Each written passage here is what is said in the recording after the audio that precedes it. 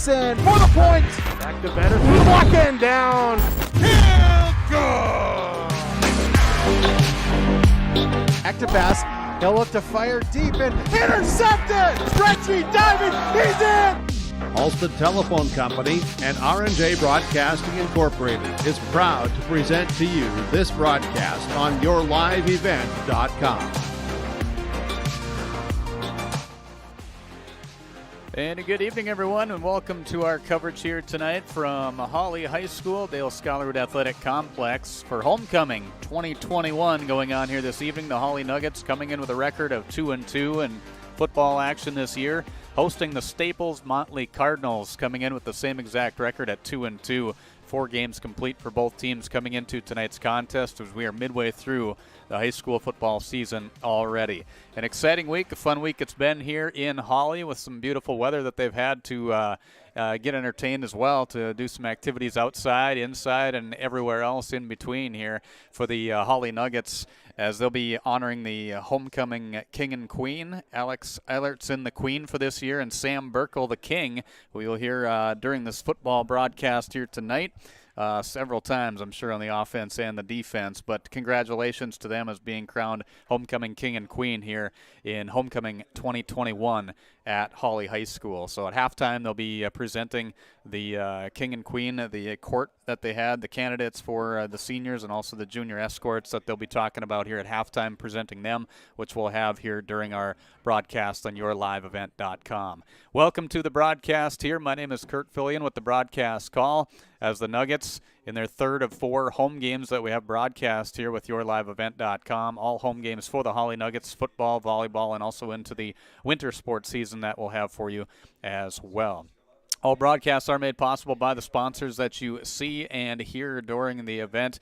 We ask that you patronize them, at the very least. Tell them thank you. In our pregame show, we'll get a chance to catch up with the head coach of the Hawley Nuggets, Peter Natz, as they come in off of a loss last week to West Central area, which you saw here on yourliveevent.com last week in Hawley. A very tight game, very well played ball game, but just came up with just a little bit short against West Central area last week, a very high-quality team in Section 6 AA.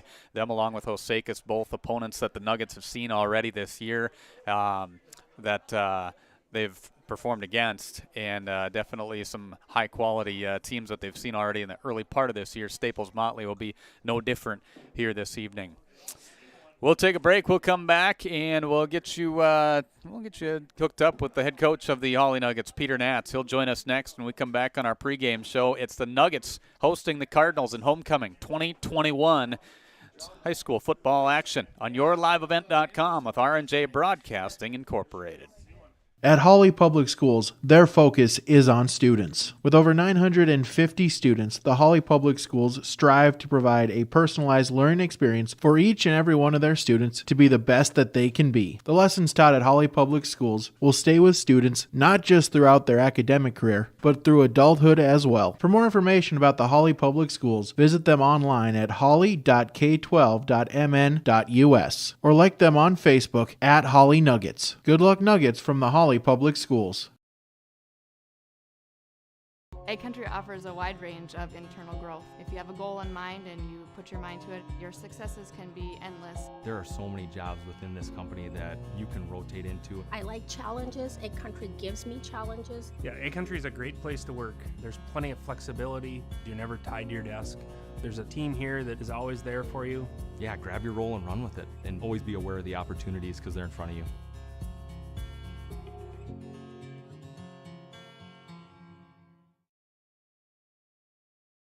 You may read articles that attempt to predict market conditions and returns, but these are impossible to predict. At Bighorn Financial Services, we work hard to educate our clients during the retirement planning process while providing you with a customized strategy that aims to suit your needs. We work hard to give you the confidence you need as you look to the future. Now is a great time to review your accounts, and we'd love to help you along the way. Call me, Kurt Fillion at Bighorn, to set up an appointment. 218-444-8894. Securities offered through LPL Financial, member FINRA and SIPC.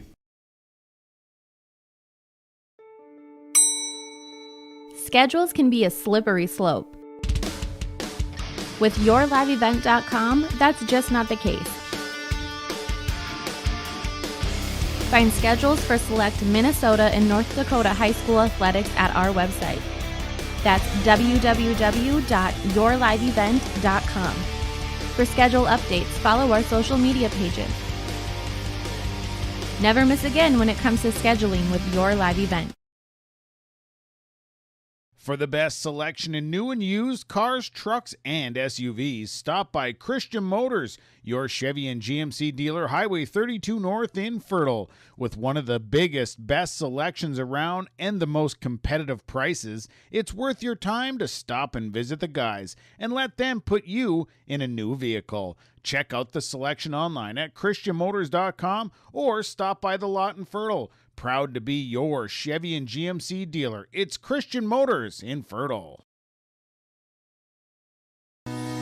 Community Co-op provides energy solutions. Farm fuels, lubricants, propane, natural gas are all available to farms, homes, businesses from Community Co-op. They enjoy working with their customers to meet your fuel and energy solutions. Call 1-888-935-2281 for farm fuel pricing, contract programs, farm lubricants, propane pricing, and delivery for farm, home, business, and natural gas service. Community Co-op appreciates the business of all current and new customers.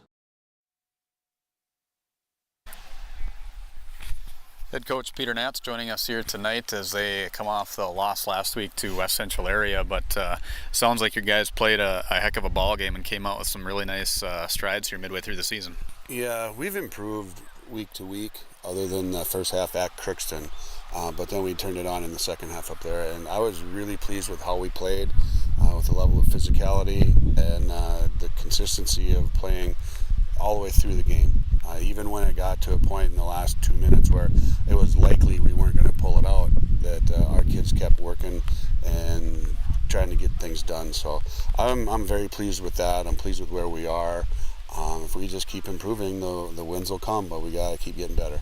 Football is such a short season too. It's tough to try and get into a good flow of both the offense and defense, kind of figure out who's supposed to be where. But it sounds like from when we were just talking here before we started up, the fact that you're seeing that out of your guys, you're kind of figuring out where guys are locking in and where they're most comfortable and most confident in the games. Yeah, and typically it does take a little while for you to figure out where kids need to be. And you know, we're getting very close to getting the 11 best kids on the field on offense and the 11 best kids on the field, best 11 defenders on defense. So I think we're very close on both sides of the ball right now. I don't see any big changes from where we're at today. We've got 2 new linebackers coming in, not new, but it's the first night that they'll be starting, and Derek Tibbetts and Darren Crocious, not Crocious. Braxton Bowe is going to start tonight on the other side. You know, so those kids deserve a chance.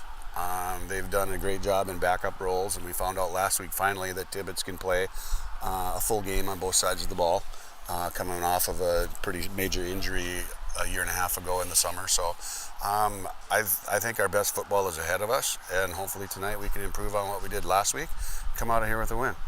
You mentioned the physical play last week too, against West Central area that I'm sure you want to see come into tonight's game, especially crucial in a game like this, seeing the stats that Staples Motley brings in, a team that likes to air it out. And if you can put some pressure on that quarterback that looks like he's got some athleticism, that'll be a key point to start out this game. It will. We're going to try to keep him in the pocket with our defensive ends and then get a lot of pressure with our 2D tackles and one or both of our linebackers as well.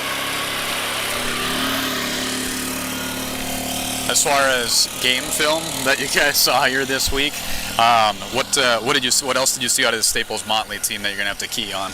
Well, one thing that we saw was they're not super disciplined defensively. They will follow fakes. They'll follow the first action of the quarterback, or if they think the ball is going, play action, things like that. So if Coach Schmidt's thinking we can hit a couple play action passes, and he said if we don't hit 2 of them for touchdowns, he'll be surprised. So you can look for a little belly pass, belly throwback off of the middle dive tonight. And just as far as they're not super diverse and other than their passing game. Their run game is fairly simple, but that doesn't mean they're not good at it. So we're going to have to play well across the board defensively for sure. They're 2-2 like we are. They're notoriously historically, they've played physical football too. So I expect them to be some tough kids and come out and get after us. And if our kids can play like we played last week, I like our chances. Match up pretty well with them up front? I think so. We might have an edge size-wise, but we can't find a roster that has any heights and weights on it. But as they walked through the halls coming in, we always like to keep an eye out for anything that really pops out at you. And there isn't a ton of size, but you can't always tell how big or how fast they are on film either. So there's obviously some question marks, but like I said, if we can play like we played last week, I'll be happy with the result.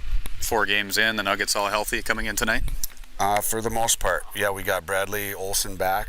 He had a neck injury in the first week in a JV game, and he's going to be back. He's cleared. There's no chance of re-injury, no chance of a more severe injury or a higher risk of severe injury with him. So I expect to see him out there in a couple different situations, and he's not played much varsity football this year, and he's ready to go. So I don't know where exactly we're going to see him tonight, but hopefully see him on the field a little bit so he can get his hands on the ball, because he's a special kid. Sounds good. As always, appreciate the time. Good luck to you and the Nuggets tonight. You got it. Thanks a lot. That's Peter Natz, head coach of the Hawley Nuggets, joining us as they get set to do battle with Staples Motley in town tonight for Homecoming 2021.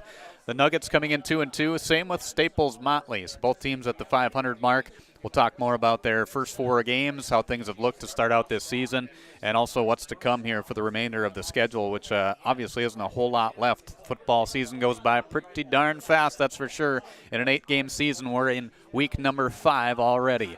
Thanks for being with us for our broadcast here tonight on yourliveevent.com. All Hawley Nugget athletics and their home games you can catch on the live stream with R&J Broadcasting Incorporated. We'll take another break. We'll come back with more on our pregame show. It's the Nuggets and the Cardinals tonight in high school football action.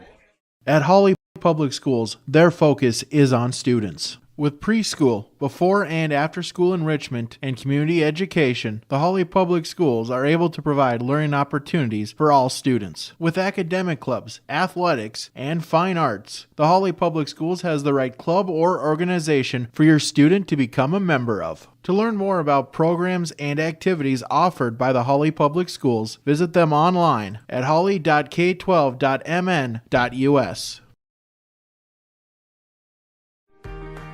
Work has begun to replace Line 3 near your community, and keeping everyone safe is our top priority. Please be extra careful when driving near construction activity.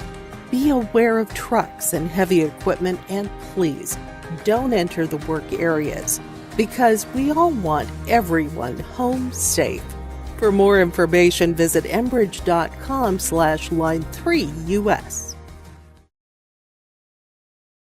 Going to NDSCS, I found out way more than just like sports. I met a lot of people just on my floor, and then different activities you could go to that were on campus. For sure, I'll look back on all the memories and love it. My name is Grace, and I'm here for my future. It feels like you're at a bigger university. Right now I won't have any debt, and I might even gain a little extra money through scholarships. There's so many job opportunities. My name is Emily, and I'm here for my future. This is Chris with RDK Enterprises. We have all heard of supply chain issues and the challenges they bring. As the demand for planting equipment increases, we are trying to be as proactive as possible. RDK has secured a supply of precision planting products and maintenance parts for your planter, hopefully minimizing some of these supply chain issues. If you are planning any upgrades, repairs, or maintenance, give us a call. RDK Enterprises, 636-2119 or planterdoc.com. Let's get real. You're ready for a place that's big enough to grow and small enough to care. So get ready for the University of Minnesota Crookston. With more than 30 majors, minors, and certificates, you'll earn a University of Minnesota degree in a close-knit community where faculty become friends and friends feel like family. And to get a degree that can make a difference, you don't need a big city, just big dreams. The University of Minnesota Crookston. Real, hands-on, ready. If you're in need of Minnesota and or North Dakota high school athletics coverage, head to yourliveevent.com so you don't miss out on moments like these. Straight up the middle, bounces, he's open, he's down the field, touchdown, Nuggets! Go to our YouTube page at Your Live Event, powered by Halstead Telephone Company and R&J Broadcasting Incorporated. Intercepted! Follow us on Twitter at Your Live Event 1 and on Facebook at Your Live Event.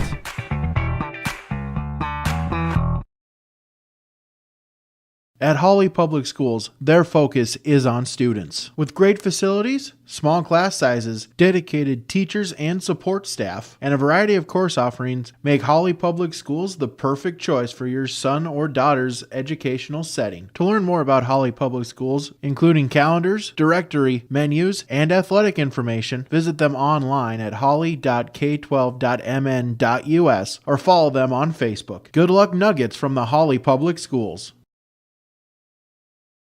At Hawley Public Schools, their focus is on students. With over 950 students, the Hawley Public Schools strive to provide a personalized learning experience for each and every one of their students to be the best that they can be. The lessons taught at Hawley Public Schools will stay with students not just throughout their academic career, but through adulthood as well. For more information about the Hawley Public Schools, visit them online at hawley.k12.mn.us or like them on Facebook at Hawley Nuggets. Good luck, Nuggets from the Hawley Public Schools.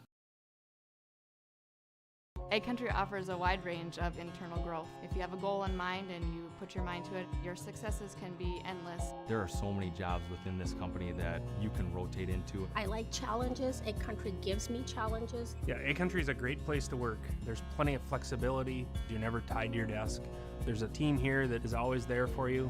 Yeah, grab your role and run with it. And always be aware of the opportunities because they're in front of you.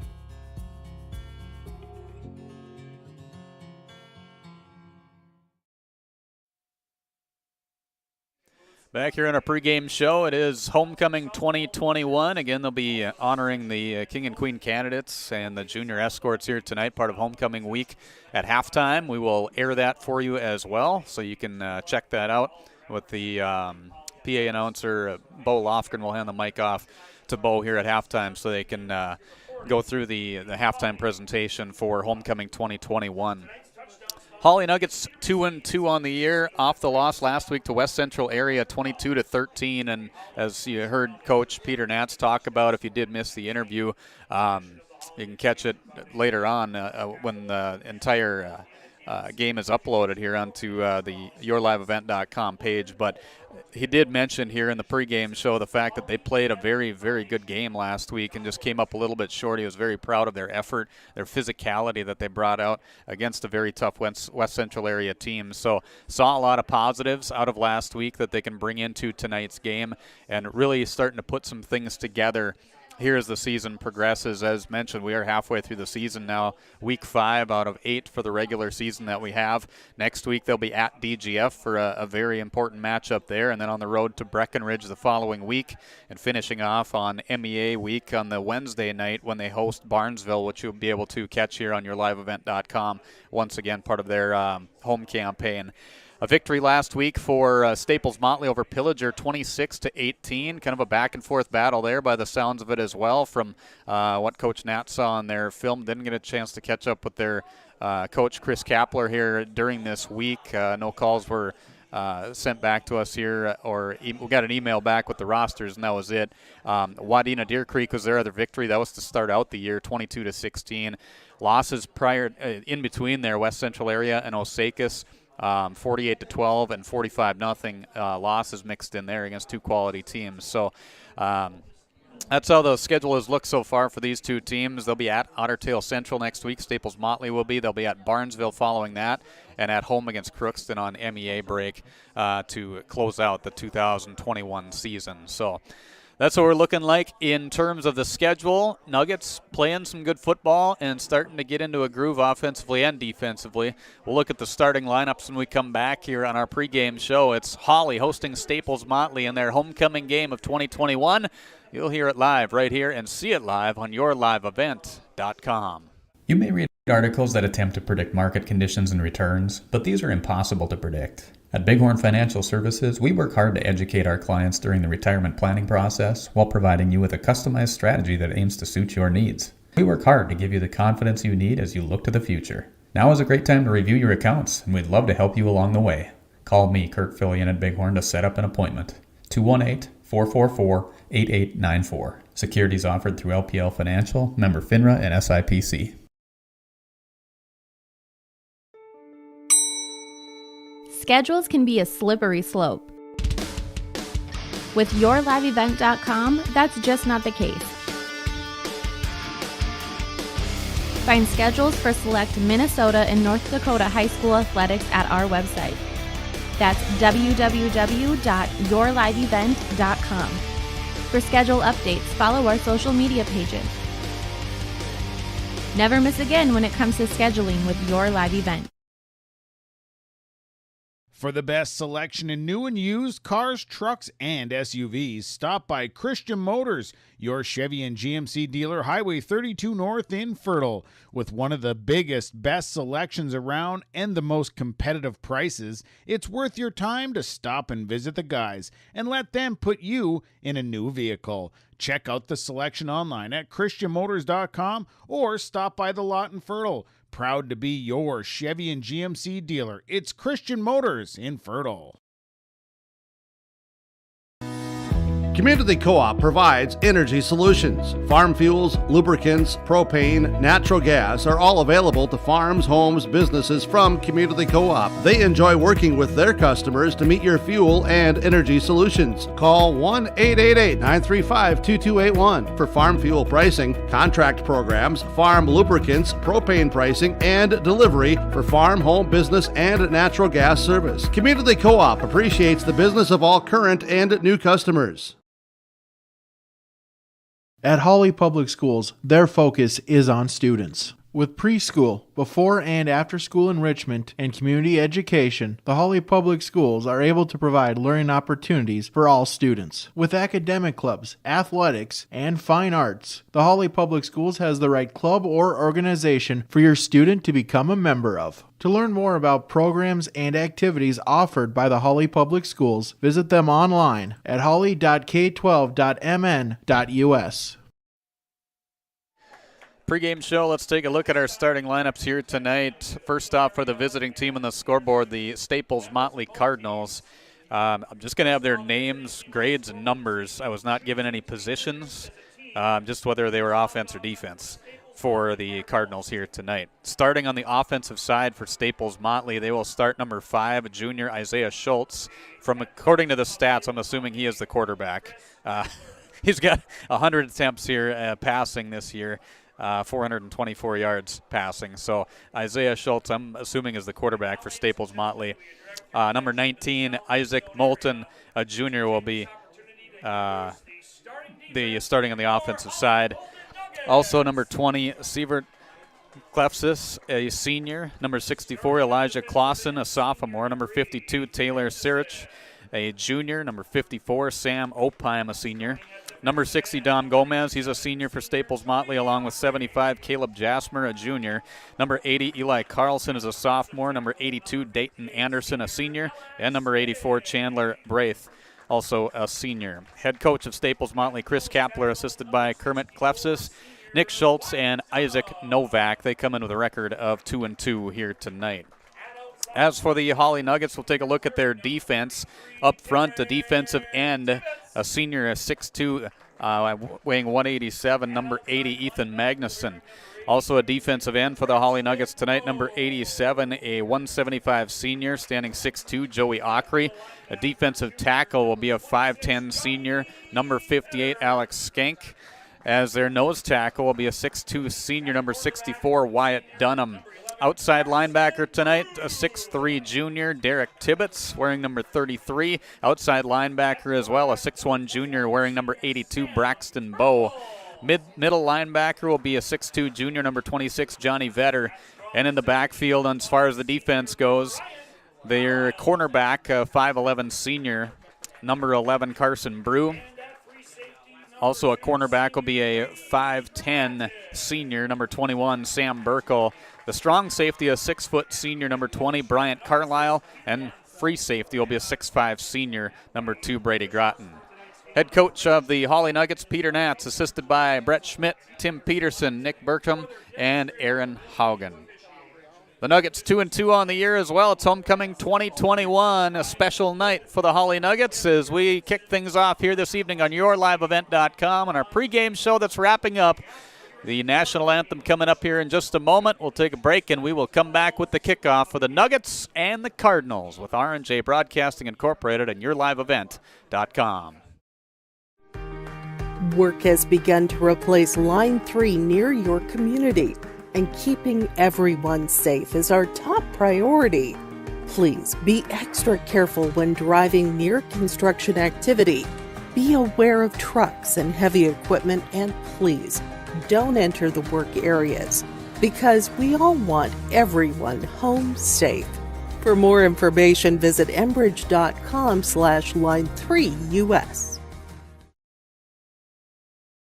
Going to NESCS, I found out way more than just like sports. I met a lot of people just on my floor, and then different activities you could go to that were on campus. I for sure will look back at all the memories and love it. My name is Grace, and I'm here for my future. It feels like you're at a bigger university. Right now I won't have any debt, and I might even gain a little extra money through scholarships. There's so many job opportunities. My name is Emily, and I'm here for my future. This is Chris with RDK Enterprises. We have all heard of supply chain issues and the challenges they bring. As the demand for planting equipment increases, we are trying to be as proactive as possible. RDK has secured a supply of precision planting products and maintenance parts for your planter, hopefully minimizing some of these supply chain issues. If you are planning any upgrades, repairs, or maintenance, give us a call. RDK Enterprises, 636-2119 or planterdoc.com.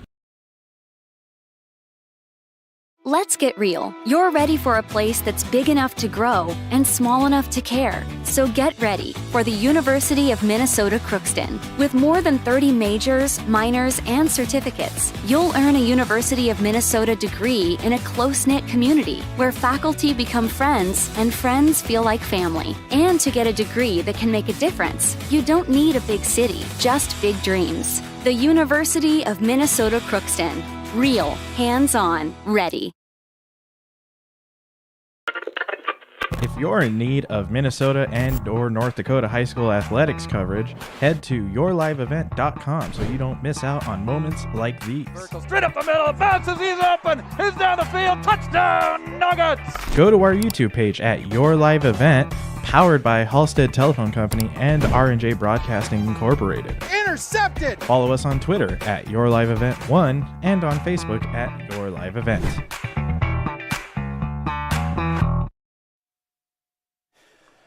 Wrapping up our pregame show here tonight, getting geared up for the kickoff of the Hawley Nuggets and the Staples Motley Cardinals. Thanks for being with us for our coverage here tonight. As my name is Kurt Fillion with the broadcast call, and back on the mic with me once again here for the evening anyway. We've kind of had a hiatus here to start off this year. It's been just a little helter-skelter for you and I, Nathan Stoa, hasn't it? It has been, but we're back at it again here. I'll see if I can fill the small shoes of Chris Ellingson. That will be a tough task. Is he? Oh, there he is. Yep, right there he is, there. right we there. Go. Should have had him on camera right there. And just as so everybody knows, that sideline. wasn't a complete shot at my boss. He does have small feet. Yeah, I've given him a shot or two as well, and I'm not the tallest guy either. But it's just nice to know that I am taller than somebody. Staples Motley, as you can see on the screen, going to be kicking it away here. They're in the white jerseys, the maroon bottoms, the maroon helmets as well, with maroon numbers. You got the Hawley Nuggets in their home maroon jerseys with the maroon bottoms and maroon helmets as well, and the white numerals. As the kickoff is on the way, and it's a line drive shot that's going to be retrieved at the 20-yard line by the Nuggets. Nice take straight up the gut, some good blocking up front there as well. They make it up to the 34-yard line, and that's where the Nuggets will have their first offensive series here tonight. Sophomore Lucas Skank with a return there in his it's not his first action. He did get a touchdown up in Crookston late in that ball game, but they've had some shuffling around on special teams with a couple guys out. So Lucas slid back to one of the 3 deep spots.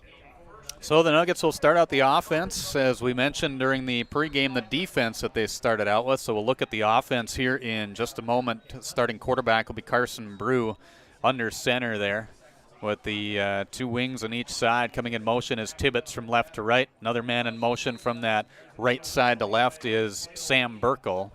And we've got a penalty situation here. It's going to be a false start against the Nuggets. That'll drop them back 5 yards. And that, so far in the 2-2 start to the season, has been the Achilles heel of the Nuggets offense, is just shooting themselves in the foot with penalties. Last week was much better against West Central than the previous home game with Osakis, but that the penalties, especially false start penalties, have gotten them in trouble so far this season. So 1st and 15 it will be instead for the first snap that'll be coming up here from the Nuggets 30-yard line. Same set they'll have. In the backfield is Johnny Vetter as their fullback.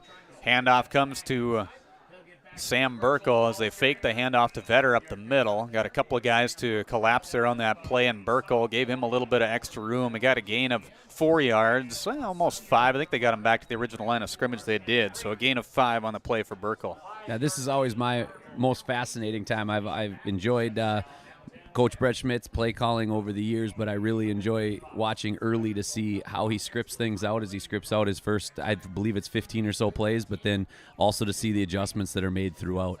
Brew under center will take the call. Pitch out left side. Burkle as he came in motion trying to elude the tacklers. He'll get to the 40 and beyond that, maybe a couple steps past that, up to the 42-yard line. So that's going to be a gain of 7 on the play for Sam Burkle. A couple nice offensive starts here. A couple nice offensive plays to get things started, I should say. It'll be a 3rd down and 3 for the Nuggets. Yeah, I think we had a missed reach block there at the left end, but Sam was able to take care of the guy that was left alone with a good stutter step move and accelerate. So 3rd and short. Eli Carlson, he's a sophomore on that defensive end position for Staples Motley that was putting on the chase there. So do have some decent size up front, some length as well. He's actually an outside linebacker that came in on that possession. I formation backfield for the Nuggets, wing off to the left side. Handoff goes straight up the middle, and this is going to be Tibbetts trying to push his way forward for that first down. And with that extra hard work that he had, chugging those legs, he was able to get that extra yard that he needed, a gain of 4 on the play, and a Nugget first down. Yeah, we've seen that over the last couple weeks more, the I formation where it's Vetter staying at the fullback position and Tibbetts in your traditional tailback spot there, finding new ways to get the ball into playmakers' hands. So the Nuggets will have it at their own 46-yard line, able to move the chains here just over a minute into the ball game. 2 wings back here as coming in motion once again. Tibbetts first. Burkle following that. Handoff goes Tibbetts straight up the middle. Pushes his way forward for another Nugget first down. And he is going to gain 12 on that play and just busting his way through there. A great hole off that right side there by the Nuggets to open it up. The hole opened it up, plus you had the counter action in there. I thought Carson's ball deception there, he hid that really well and was able then to turn around, put it in Derek's belly for obviously a great gain there, but we're starting to see Tibbetts emerge over the last few weeks. A few more running lanes, but a lot more confidence when he's toting the rock. Same formation this time. Burkle coming in motion first. Dropping back the pass this time. Brew looking down the field. Airs it out right side as a receiver. Ockery gets the grab right on the 12-yard line and falls forward up to the 9-yard line. Another big gainer for the Hawley Nuggets to get them into the red zone. And that's that script that Coach Schmidt works on and in detail, and they get it working here early on with what he's seen off of film over the last few weeks. And those the run plays, hey, you're going to take them if they bust any of them, but all of that was done to set up your chance there, and Carson was able to put a ball on Joey. He did a good job coming back and out jumping the defensive back for the ball. So Ockery with a great grab there in the air, going 35 yards up to the 9-yard line. First down and goal it'll be for the Hawley Nuggets. Handoff comes to Brew, bounces to the outside, eludes one would-be tackler, straight down the sideline, in for the score. The Nuggets strike first with 9:28 to play in the first quarter. Couldn't have scripted it any better. There's 6-0 lead. Every play positive after the false start. False start put them behind the chains a little bit, but they were able to recover and set the tone early here for homecoming 2021. So the Nuggets score in this first quarter with 9:28 to play. make it very quick here. Quick work in the first just under 2.5 minutes of this ball game. They're going to try for the extra point kick. Holding will be Joey Ockery, and getting set to boot it away will be Sam Burkle. The snap is there. The hold is good. The kick is up, and the kick is Kick was Oh, it's a good, no penalty flag. signal, but we did drop the laundry. I think they're going to ask to see if it went through so that Hawley has the opportunity to understand what's about to come, because I believe Staples jumped. And false start going against the Nuggets. I was wrong. So that'll be their second penalty for 10 yards here tonight. Had the penalty before their first offensive play. This was a 6-play drive that ended on a 9-yard touchdown run by Sam Burkle. Started back at their own 34-yard line. So they'll try it again, just 5 yards further back. Kick is up, and this one a high booming kick there, and that one, no doubt about it, it's good. On your community co-op, Lake Park, Detroit Lakes, Monoman, Twin Valley, Flums. Pleased to be joined by Minnesota Viking tight end Ben Ellefson, of course, class of 2015 at Hawley, NDSU grad. In favor of the Nuggets, 7-0. With 9:28 to play first quarter, we're back with more from Hawley right after this. At Hawley Public Schools, their focus is on students. With great facilities, small class sizes, dedicated teachers and support staff, and a variety of course offerings, make Hawley Public Schools the perfect choice for your son or daughter's educational setting. To learn more about Hawley Public Schools, including calendars, directory, menus, and athletic information, visit them online at hawley.k12.mn.us or follow them on Facebook. Good luck, Nuggets, from the Hawley Public Schools. At Hawley Public Schools, their focus is on students. With over 950 students, the Hawley Public Schools strive to provide a personalized learning experience for each and every one of their students to be the best that they can be. The lessons taught at Hawley Public Schools will stay with students not just throughout their academic career, but through adulthood as well. For more information about the Hawley Public Schools, visit them online at hawley.k12.mn.us or like them on Facebook at Hawley Nuggets. Good luck, Nuggets, from the Hawley Public Schools. Back here in Hawley as the kickoff for the Nuggets after the touchdown and extra point kick that was good, both by Sam Burkle. And the Staples Motley Cardinals will take over here as they get the kickoff up to the 26-yard line. That's where they will have it. So it was a 6-play drive that lasted just over 2 minutes for the Nuggets here in the first quarter. Capped off by a 9-yard touchdown run by Sam Burkle. Make it 4 first downs in that first offensive series. Back to pass. This one is going to be off to that left side, and it's going to be caught around the 35-yard line, and a penalty flag coming in late as well. So we'll see what this is sorted out to be, but nice quick pass there by Staples Motley off that left side. Yeah, Burkle gave him cushion, and they were able to throw underneath that. It does appear that it's going to be in that face mask territory, as that's the vision that official would have had to see, and they are moving it in favor of the Cardinals. Mr. Silliuson will confirm a face mask here, so big first play for the Cardinals. So, yeah, that was definitely it was a 9-yard reception right away, too, and then you tack on another Nugget penalty that's going to drop. Mo, was that 10 yards? Yep. So their third penalty for 20 yards. And Staples Motley will drop back to pass. No, they're going to hand it off this time and give it to Sievert Klefsis. Klefsis will be pushed out of bounds right around that line of scrimmage at the 42-yard line. He might have been pushed back even a couple yards. He'll lose 1 on the play, so a loss of 1 for the Cardinals. Yeah, Ethan Magnuson had the first shot at him. It was good stiff arm by the running back there to stay alive in the play, but Magnuson did enough in order to get his buddies there to flow and force a loss. So 2nd down and 11 for Staples Motley. Shotgun formation, 2 receivers off to each side. They'll fake the handoff, pressure put on, and not a whole lot of room to go. The Nuggets getting in there and getting the job done. Magnuson gets credit with the sack, but Joey Ockery was one of the first guys in the backfield there, slipping through the blocks and forcing them into a very tough spot for Isaiah Schultz, the quarterback. He had nowhere to go, and Magnuson finished off the job for the Nuggets defense. Yeah, Derek Tibbetts came off a blitz on the left side, and he was picked up. In fact, he was picked up and push backwards quite a bit there, but that guy that was responsible for taking care of Derek was the one that let Ethan get into the backfield.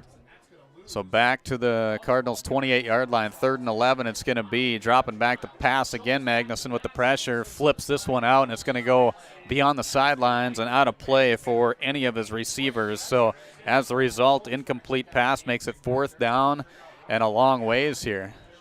I don't know if what the coaches will see on film, but I saw a little bit of growth there out of Ethan. You saw him pause instead of running straight through the quarterback. He came through so clean that I think he believed in that old adage, you're not unblocked for a reason, or you're unblocked for a reason on a screenplay. And I think he froze wondering if he was going to have to chase down a screen that wasn't set up because he came off so clean. It was definitely a good read and a good decision is to kind of be ready for that and be prepared for it. As mentioned, Staples Motley, a team that will go to the air quite a bit.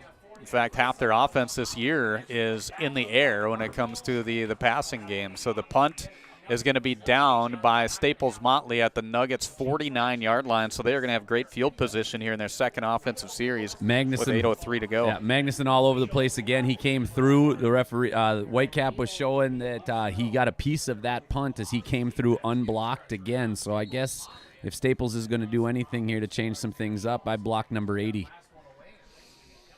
So Nuggets will walk it up to the line. Second offensive series of the night. 8:03 to play first quarter and a 7-0 lead in homecoming. Their homecoming matchup here tonight against the Cardinals. Handoff going straight up the middle. Some great running room there for Johnny Vetter. Johnny on the spot, making his way all the way to that first down spot. In fact, he needed 10. He got about 11 yards on the play, make it 12 yards on the gain. John's playing fullback. He and Derek and Sam all have sprinter speed back there and with Johnny and Derek having a little bit more similar body types in the way that they carry themselves. But John has come on well lately here as well with good hard running, as he's not going to get a lot of head start in that fullback position, but he's been running really hard. Man in motion. They're going to hand it off to Burkle as he came from right to left, and he's going to be spun around there a little bit, but he still has some decent room off that left side, getting some good blocks. They're getting off the ball quick. And talking to Coach Knapp before the game here, Nathan, we were talking about the line play and how important that was going to be. He's been very impressed with how much this line has progressed here for the Nuggets. There's been a lot of growth up front this year. Old experienced guys and the young guys as well. And playing West Central and their physicality, and Osakis and their even more physical play, that can do nothing but help make you better. This time it's Tibbetts in motion. He'll come from left to right. Basically the same play, only going the other way with a different running back this time. And it's going to be Caleb Jasmer, the junior, up on that defensive line as a defensive tackle, coming up with the tackle. And I think he was able to get Tibbetts right before the first down he was. It's going to be a 3rd and 1 here, so a gain of a couple on the play for Derek Tibbetts. All right, Braxton Bowe will be running the play in here, which with Burkle coming off tells me they're going to go I formation here on 3rd and short. It's a heck of a play by Big 75 there. That was the most fire we've seen out of the defensive line so far from Staples. They're going to need a little bit more of that. And they've got that 4-man front. He's actually the defensive tackle off that left side. He's probably got the most size in terms of their line. Straight up the middle, Tibbetts pushes his way forward. He needed 1, and he got about 5 on that play. So good, strong running there by the sophomore, Derek Tibbetts, and gets another first down for the Nuggets. In fact, that's going to be their 5th first down of the night of their 11 plays from scrimmage that they've had. The other one, they've had a touchdown, 5 first downs, and moving the football as well anytime that they've had a handoff here tonight. The offensive line is getting great push, and even more important than that, every running back is finishing their runs. Derek, 75 got Derek the one time. Otherwise, every time we've been falling forward in our carries. Hard snap, tried to get some movement up front. They got a little bit, but got back. Passes aired out. It's going to be grabbed by Magnuson right around the 3-yard line and falls backwards to the 1. That is going to be another big gainer there for the Hawley Nuggets. In fact, that's going to be a 26-yard reception and get them a first down and goal at the 1-yard line. When you're running effectively, those defensive backs start peeking in the backfield, waiting to see where that ball deception is coming from and where all the motion in the backfield's going. And that's twice now the tight ends have been able to slip behind the defense for big gains. So 5:20 to play in the first quarter, and the Nuggets knocking on the door again, deep in Cardinal territory at the 1-yard line. They'll try it again, I formation. Handoff goes to Burkle. In goes the King for another score. A 1-yard touchdown run by Sam Burkle with 5:11 to play in the first quarter. Caps off another 6-play drive with a Sam Burkle touchdown. Whether we're on script still or off, everything that Hawley has looked at on film and everything I saw yesterday in practice when they were going through their scout offense has come into fruition here today, and they're rolling well. Now it's time for the defense to do it again, get the ball back to the offense.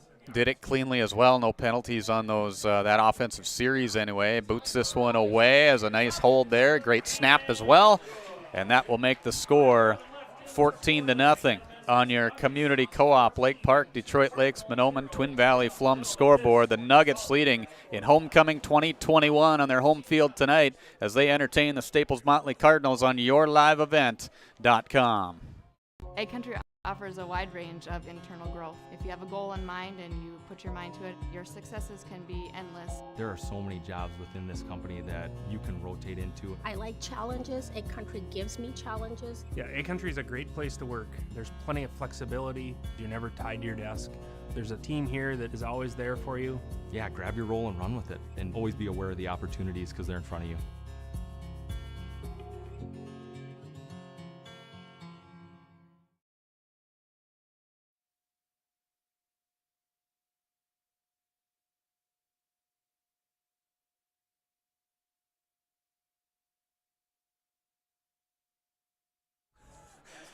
Back here after another Nuggets score.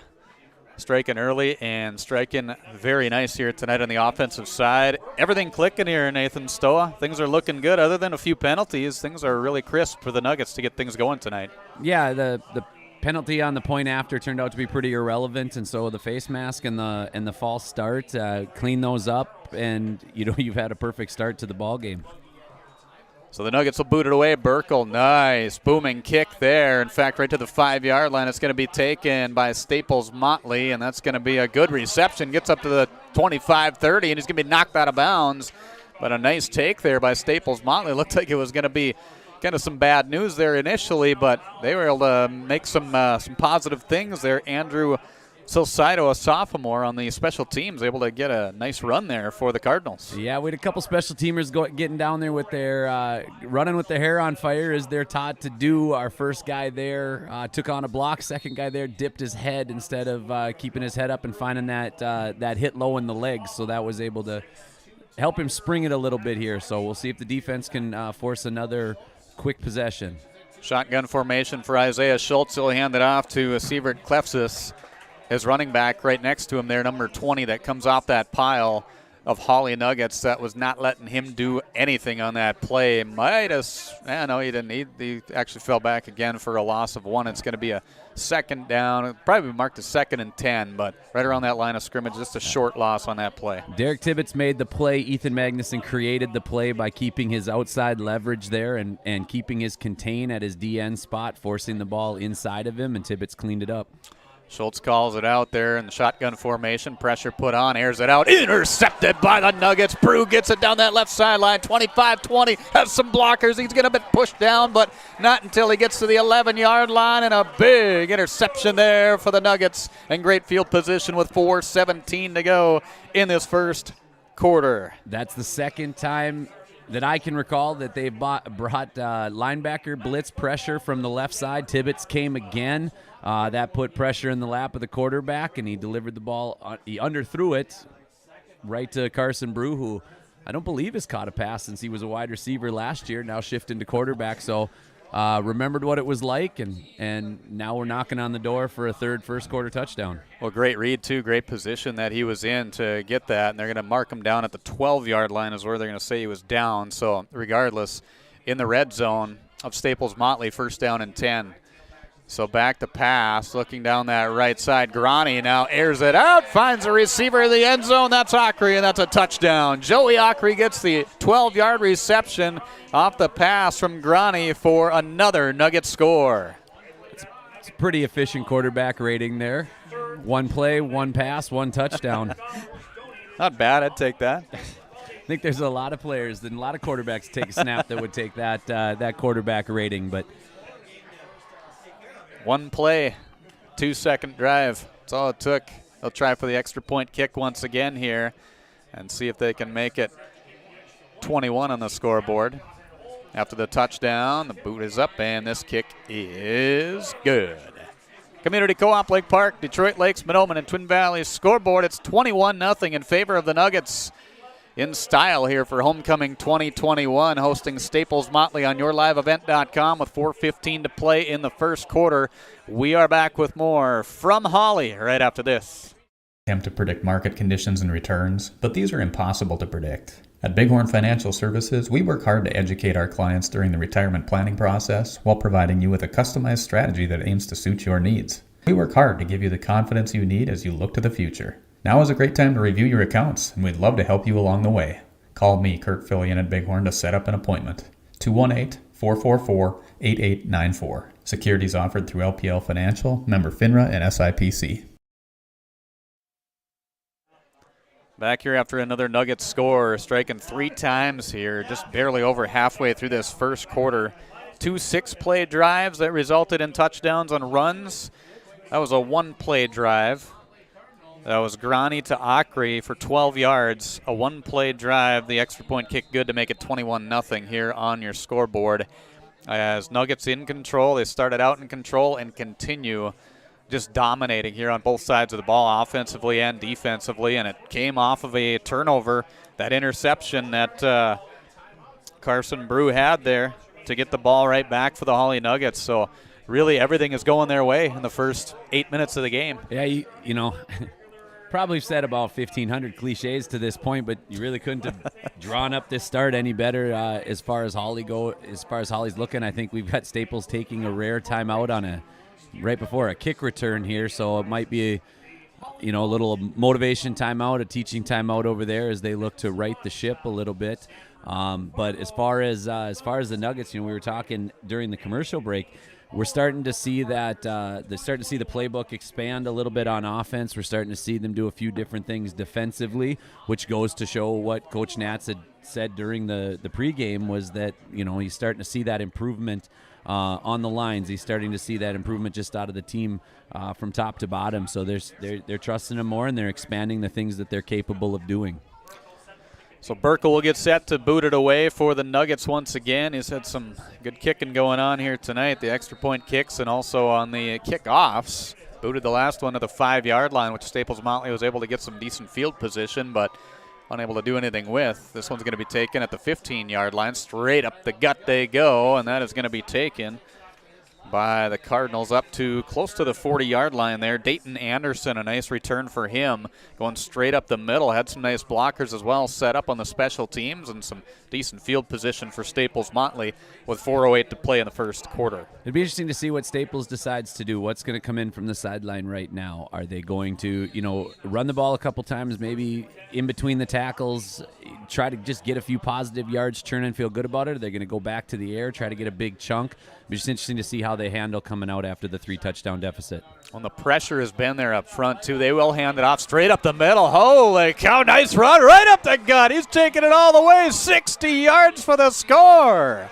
As I said, it'll be real interesting to see if they run it between the tackles and see if they can churn out, just a couple positive yards. Well, prior to that, Sievert Klefsis had 2 carries for -2 yards, and now he'll be 3 carries for 58 yards on a 60-yard touchdown run off just one play. So I guess that's the new scenario here tonight, the new style of ball game. We're just going to have one-play drives. A 12-yarder by Hawley, and here a 60-yarder by Staples Motley. We were wondering what they were going to do to have a big play. Well, there you go, Nathan Stoa. Well, not a bad way to start, huh? That was a motivational timeout on the sideline, whatever it was. They got a good return, came out, running back took that with a head of steam, and there was a hole in front of him, and he outran everybody else. So little wake-up call, Hawley. Make sure you don't let up, and, Staples firing back. We got a delay of game for Staples Motley, taking a little bit too long on that extra point kick. Back to kick is Dom Gomez, a senior for Staples Motley. Holding for him will be Chandler Braith, wearing number 84 that you saw there. That'll be a 5-yard penalty. That's the first penalty for 5 yards for Staples Motley tonight. So it'll drop them back to the 8-yard line. They'll set up again anyway and try for the extra point kick. And this would be a 25-yard field goal situation on the extra point kick. The hold is there. The snap and the kick is going to be blocked by the Nuggets, so the extra point kick fails. On your community co-op scoreboard, it is the Nuggets leading Staples Motley by a score of 21-6 with 3:58 to play first quarter. We're back with more from Hawley right after this. Schedules can be a slippery slope. With YourLiveEvent.com, that's just not the case. Find schedules for select Minnesota and North Dakota high school athletics at our website. That's www.yourliveevent.com. For schedule updates, follow our social media pages. Never miss again when it comes to scheduling with Your Live Event. Back here's the Nuggets get set for the kickoff as Staples Motley is striking back with a one-play drive of their own, a 60-yard touchdown run by Sievert Klefsis. Again, his third carry for 58 yards tonight. That was a 60-yard touchdown run. On a drive, it took him 10 seconds to get down the field, the 60 yards. Had to find that hole right away initially, and then it was just straight up the middle. Then it was a foot race to see who was a little bit faster, and Klefsis says, I got the speed. Turned on the jets and made her down the field. Here's the kick that goes to the 20-yard line. Nuggets will take. And they are gathered up there around the 34-yard line. That's where the Nuggets are going to take over offensively here with 3:53 to play in the first quarter. Lucas Skank with the return again, giving the Nuggets good field position here. I noticed on that, I didn't see him out there the first two times, but Klefsis is out there on kickoff as well.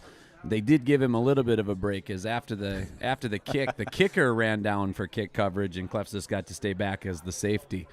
What? That was well-deserving, especially the way he's working here tonight, too. And he's got a duty. If he's not carrying the football, he's got to find somebody to block as well, the way the Nuggets have been coming in on the pressure against his quarterback, Schultz. So he's got to be ready for that. Nuggets get set in the backfield. They got the receiver off left, Brady Groton. Handoff goes straight up the middle. That's going to be another nice take here for the Hawley Nuggets. That's Johnny Vetter, their fullback. The man straight behind the quarterback on the play. He's going to gain 8 yards on the play, and that will be a 2nd down and 2. So Groton's still in at quarterback. That time they went wide. They're wide set with both the Groton brothers. Spread out the defense just a little bit more and see what kind of space they can create inside. Now they're going to go back to their tight package. I think we've got the wing personnel in with 2nd and short. So we'll see if they play around with 2nd and short at all or if they keep it simple. Back it in tight again with their two wings in motion as Burkle. They hand it off straight up the middle again. Johnny Vetter taking it down the field, and he's fighting with guys to get down there. He gets into Staples Motley territory to their 43-yard line, so that is going to be a gain. 15 yards on the play. Johnny Vetter gets another Nugget first down. Their 7th of the night.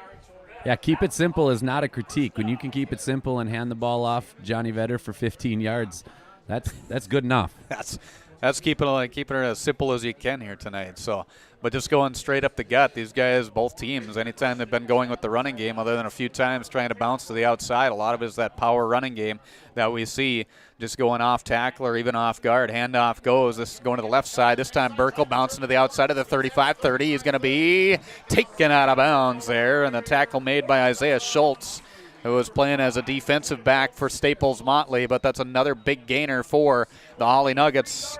A 23-yard gain, in fact, by Sam Burkle, who's got 2 of the 3 touchdowns tonight for the Nuggets. He gets another Nugget first down. So you got a squad on the other side that's got a lot of guys having to play both ways. Both do, but Staples with a few less bodies on the sideline, and they get their big play. How do you come back and answer? The line gets push, and you get 3 incredibly positive run plays right away, and you start to see some of those shoulders slumping in the white uniforms.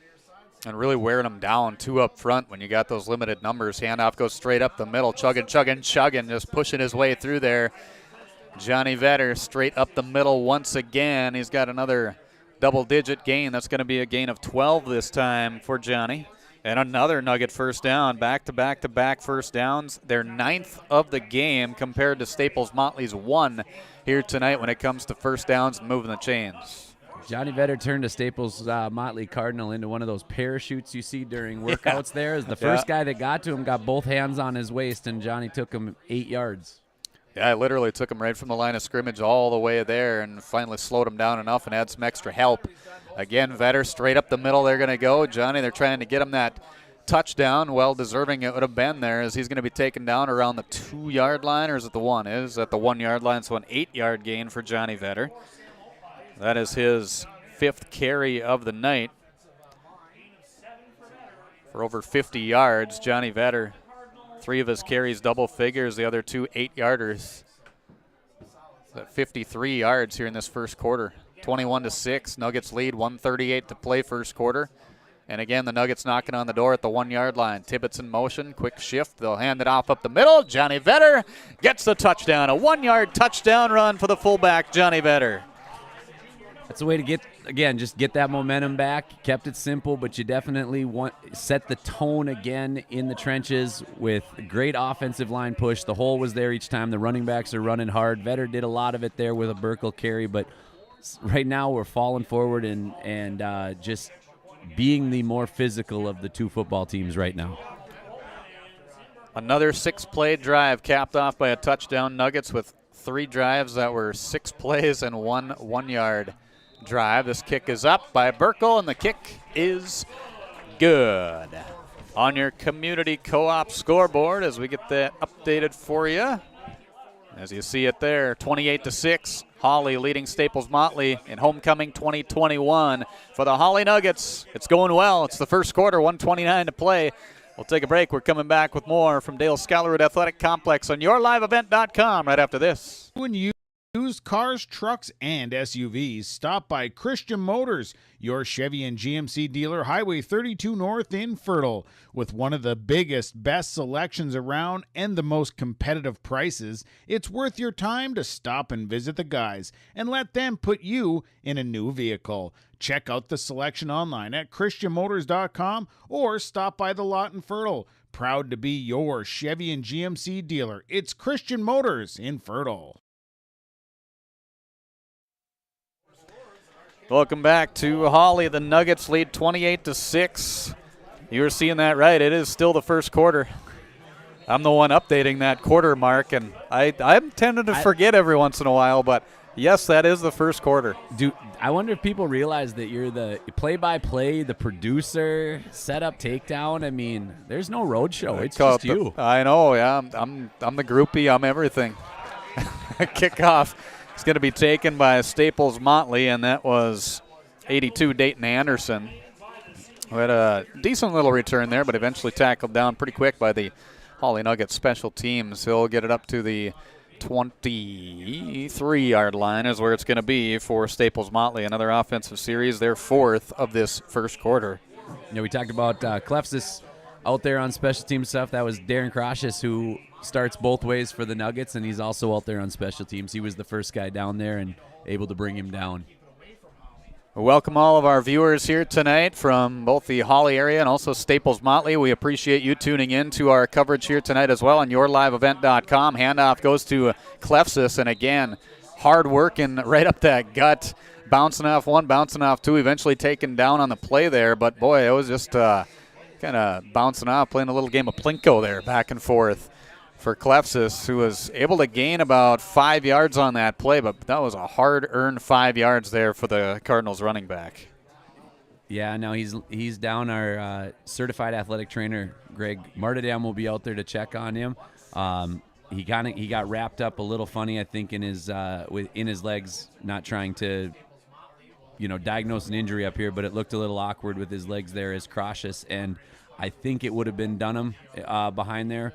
But whoever it was coming from the line there, as Crocious got him as a linebacker, he might have got wrapped up a little bit. I was going to say, he was really twisting and turning there in just that short amount of time that he had to try and find some space and find a little gap, but not a whole lot doing there. He was still, like we mentioned, able to manage 5 yards on that play as they tend to him right now and check on his situation. We'll take a quick break. We'll come back with more from Hawley as they attend to the player, Sievert Klefsis, and hope that he is okay. 28-6, Hawley leads Staples Motley here on your community co-op scoreboard. 1:06 to play in the first quarter. provides energy solutions. Farm fuels, lubricants, propane, natural gas are all available to farms, homes, businesses from Community Co-op. They enjoy working with their customers to meet your fuel and energy solutions. Call 1-888-935-2281 for farm fuel pricing, contract programs, farm lubricants, propane pricing, and delivery for farm, home, business, and natural gas service. Community Co-op appreciates the business of all current and new customers. As you can see there as we come back, that is Klefsis being helped off by two of his teammates off to the sideline, really hobbling and favoring that right either ankle or knee. So we hope that everything is all right for him and that it's still the first quarter, so hopefully he can come back in and get back out there and get some more action here tonight against the Hawley Nuggets. But, boy, he was coming off that pile pretty slow there, Nathan Stoa, for Staples Motley. Yeah, he was, and it was not Dunham. He's not in the game right now. Not that anything was done dirty or purposeful. That wasn't what I was getting at, but it was not him. He's standing on the sideline, so to clear that up, we got some subs in along the defensive line right now, getting other guys reps. Kick pass will go to that left side. It's going to be received on the play by Chandler Braith, and Braith is going to be knocked out of bounds right beyond that first down marker. So that'll be a gain of 6 on the play and a first down for the Staples Motley Cardinals, their second first down of the night. And there's another play there at the end. It was a first down, so positive play for Staples. But Brady Groton at that safety position this year has really been coming up and making plays for the Nuggets this year. He's just drove the receiver back in that situation, but he's come up and he's been able to stick his nose into a lot of plays this year and become a pretty sure tackler for the Hawley secondary. Cole Tetley is in the backfield as the running back there in place of Klefsis, and now the pressure, everybody bringing the house against this Staples Motley offense, and coming up with a sack on the play against Isaiah Schultz, the quarterback. He is going to lose 4 on that play, make it a second down and 14. That time it was the Crashes-Dunham duo. Yeah, they just broke right through that line. Basically, once that ball was snapped, they were ready to rock and roll, and that will put an end to the first quarter of play. On our Community Co-op scoreboard, Hawley in command over Staples Motley, and homecoming 2021 for the Nuggets, 28-6 after one quarter of play. We're back with the second quarter after this from the Dale Scholarwood Athletic Complex on yourliveevent.com. At Hawley Public Schools, their focus is on students. With preschool, before and after school enrichment, and community education, the Hawley Public Schools are able to provide learning opportunities for all students. With academic clubs, athletics, and fine arts, the Hawley Public Schools has the right club or organization for your student to become a member of. To learn more about programs and activities offered by the Hawley Public Schools, visit them online at hawley.k12.mn.us. Work has begun to replace Line 3 near your community, and keeping everyone safe is our top priority. Please be extra careful when driving near construction activity. Be aware of trucks and heavy equipment, and please don't enter the work areas, because we all want everyone home safe. For more information, visit enbridge.com/line3us. Welcome back to Dale Scholarwood Athletic Complex for the homecoming matchup for the Nuggets, dominating after one quarter of play, 28-6 here on yourliveevent.com. Thanks for being with us for our coverage as we'll switch directions. Staples Motley going right to left now, as you see on the screen. Nuggets get set defensively, push up front, pass right up the middle, little dump pass there, and some good extra work done by Chandler Braith, the receiver. That gets it to midfield, in fact, into Hawley territory, as it's going to be a gain of 18 yards on the play. Yeah, good little pop pass, just a quick one. Help, good window there for the quarterback to get the ball to the receiver. Groton and Carlisle, the two on the tackle, so the two safeties were the first two to get to him. But Staples has gone to the air quite a bit, and now with Klefsis nicked up on the sideline, I'm guessing that going to the air is going to be their best opportunity to gain yards. Shotgun formation once again for the Cardinals, basically their bread and butter that they go with. Pass off to that right side is going to be received by Hayden Reichner, a junior on that right side. Able to come up with the pass, jumping up to get that, and he is going to gain 6 yards. They'll give him on that play as he went out of bounds. 2nd down and 4 it will be for the Cardinals. Yeah, the key for Staples now is going to be, can the offensive line hold their water enough to keep the pressure off the quarterback? As they've gone with some quick plays. That play, they put the quarterback, they let him use his feet a little bit and rolled him out slightly to the right. So they're going to try a couple different things here to keep the pressure off him, and we'll see if the Nuggets can get home. Pitch out right side. Holy cow, look out! Big old collision in the backfield there, and that is going to be a loss of 7 on the play. Ethan Magnuson says, hey, welcome to homecoming week. I'd say if we look up whatever get home is in any cliched football book, I'd say that might be a video of that right there. Nice play by Magnuson as he came up to do his job, which is to contain that play, but he was not – there was not enough blocking to hold him out of there at all, and he came through free. So Mags has been around the football and creating plays simply by doing his job, which is hold that, contain, and then find the football. With that forward motion, it was a loss of 6 on the play for Tetley, the sophomore, who's in place of Klefsis, who went out injured. Pass left side is going to be received there by Braith, and he's trying to find some extra room down the sideline and closed pretty quick there by Burkle, who got the tackle at the 42-yard line is where it's going to be down. It'll be a 4th down situation here for Staples Motley at the Nuggets 42. It'll be a 4th and 3. Yeah, Sam did a pretty good job there keeping that outside leverage to come up and make the play and not allow the receiver to get to the sideline as Groton was tied up with a blocker and looking to get off and keep an angle just in case. So quick passing game is going to have to be Staples' MO here moving forward.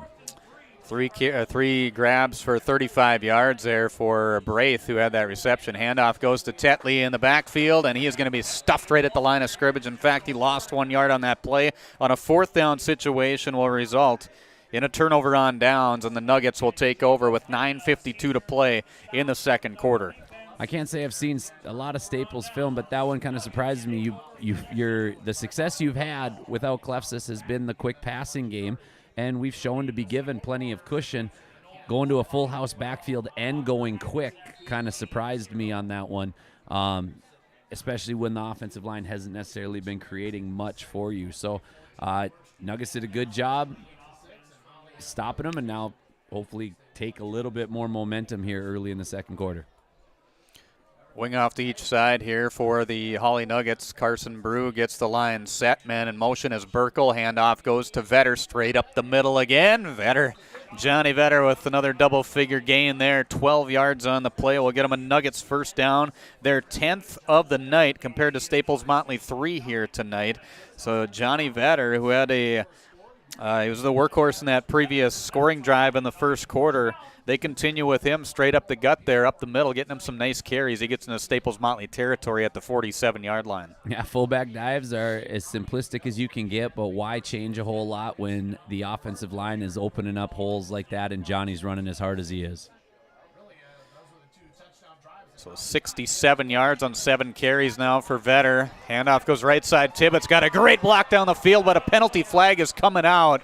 So this is going to be coming back here. It looked like it was a pretty clean block there on that play. Might have just clipped them on the back side there maybe, or either a hold down the field. But regardless, this is going to be coming back here for the Hawley Nuggets. But what a nice run there by Tibbetts. It's going to be coming back. Oh, we got another flag right back there too. 2 flags here. One where the right side of the line was sealing early on the toss play, and one later. Magnuson looked like he was the guilty party on the 2nd flag as he wasn't holding his guilt in all that well. I didn't see the one early in the play. I saw a good block by Burkle to wall his guy off. So we'll see what the officials come up with here.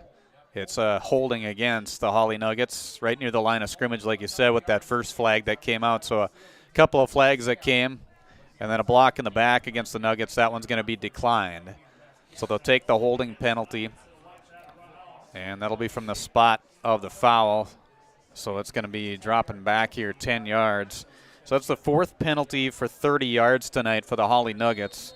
Staples Motley 1 penalty for 5 yards. Nuggets will drop them back into their own territory in between the 46 and the 45-yard line. So that'll make it a 1st down and 16 here. So they'll just try the play again. Stacking it up in the backfield. All backs coming back. They'll fake the handoff to Vetter. Off left side now for Burkle. And Burkle's going to be taken down. A good read there by the Staples Motley defense. That was one thing Coach Nats talked about before the game from the game film that he saw. They really bit on those fakes, but tonight they're doing a better job of staying home and watching where these guys are. Eli Carlson coming up with the tackle there. Yeah, I really like the play call there. They ran the sweep motion or the toss sweep motion, but came back and countered underneath, and Carlson, like you said, he stayed home and did his job. He didn't flow too hard to where the previous play had gone. So good call on the offensive side and well played on the defensive side. 2nd down and 13 for the Nuggets. Man in motion, Burkle, handoff straight up the middle again. Johnny Vetter, the workhorse, making his way down the field. Needed 13 for the first down, and he's going to be close right at that mark. We'll see if they measure, or then no, they're just going to move the chains. That's a 13-yard gain for Johnny Vetter.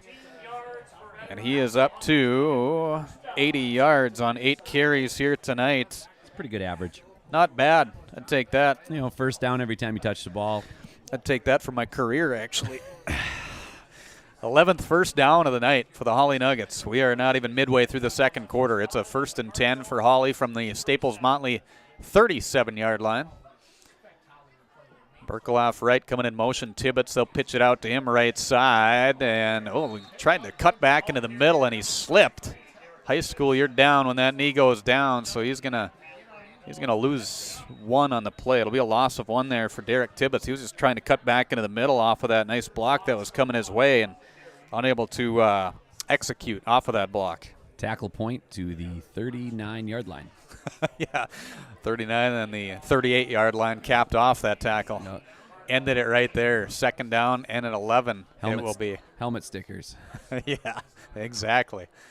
Brule set him down under center. Hands it off to Burkle, 2nd man through.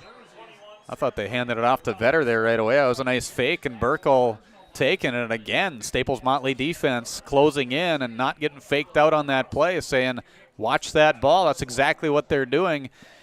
That's a short gain on the play for Burkle, but only to the original line of scrimmage, and that'll make it a 3rd down and 10 for the Hawley Nuggets. What do you come back with here? Vetter up the middle?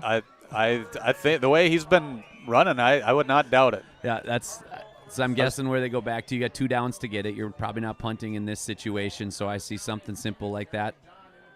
Oh, they're going to back to pass. Back to pass. Brew airs it out. Left side finds Ockery at the 25, and he's going to be taken out of bounds around the 20-yard line. A nice play call there for the Hawley Nuggets. That's going to be a gain of 17 yards from Brew over to Joey Ockery. Showing a little bit more confidence here in the quarterback duo this week. Again, plus they're getting whatever they want, and so you run a little play action off of the dive that's been working for an average of a first down every time Johnny Vetter touches the ball, and Carson delivers a strike to Ockery as he's coming across the field. Ockery's got a grab for a touchdown earlier on tonight from Grani. A 12-yard touchdown pass that was 19 yards there as they placed it in front of the 20-yard line at the 18. So here's handoff goes to Vetter up the middle, and Vetter's going to get another nice gainer there. It will be a 2nd down after a gain of about 7. It'll be a 2nd down and 3 here after the 7-yard run by Johnny Vetter.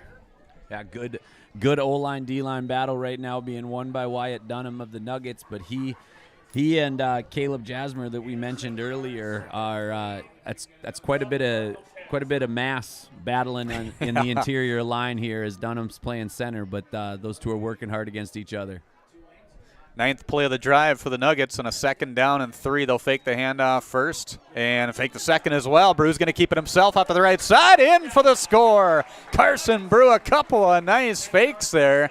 Fakes everybody out. He had a clear path, and nobody was even close to him on that. A 13-yard touchdown run for Carson Brew. I really love right now seeing Johnny Vetter and go right to Derek Tibbetts as he saw that his buddy in the backfield cleared that path for Carson Brew to take it into the end zone clean as 33 was leading the way with a good, strong left stiff arm block there. So firing on all cylinders right now, and everybody's contributing. 9-play drive. That ends here with 5:27 to play in the first half. Carson Brew a 13-yard touchdown run. But boy, it's been a well-balanced attack here. Burkle's got several carries. We'll look at the totals here at halftime. Also at halftime, I'll be going through the King and Queen candidates and honoring the King and Queen for Homecoming 2021. So fun week it's been for you guys here, huh? Yeah, I did. This first year in a long time, I missed coronation. I had to delegate a little bit to my assistant coach Dylan Olson for the little speech that the fall sport coaches give, so I could go watch a little JV football in Monoman. So I missed it, but it's been as usual a packed week of fun. And then today they got to get outside for a pep fest and do some things that it's great to see the kids back doing some normal things. Absolutely. Extra point kick for Burkle is up, and it is good. Community Co-op scoreboard. The Nuggets tack on another one here midway through this second quarter and make it 35-6 on their Homecoming 2021.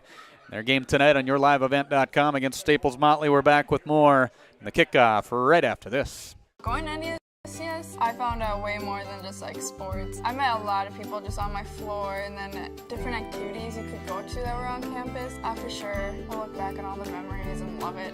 My name is Grace, and I'm here for my future. It feels like you're at a bigger university. Right now I won't have any debt, and I might even gain a little extra money through scholarships. There's so many job opportunities. My name is Emily, and I'm here for my future.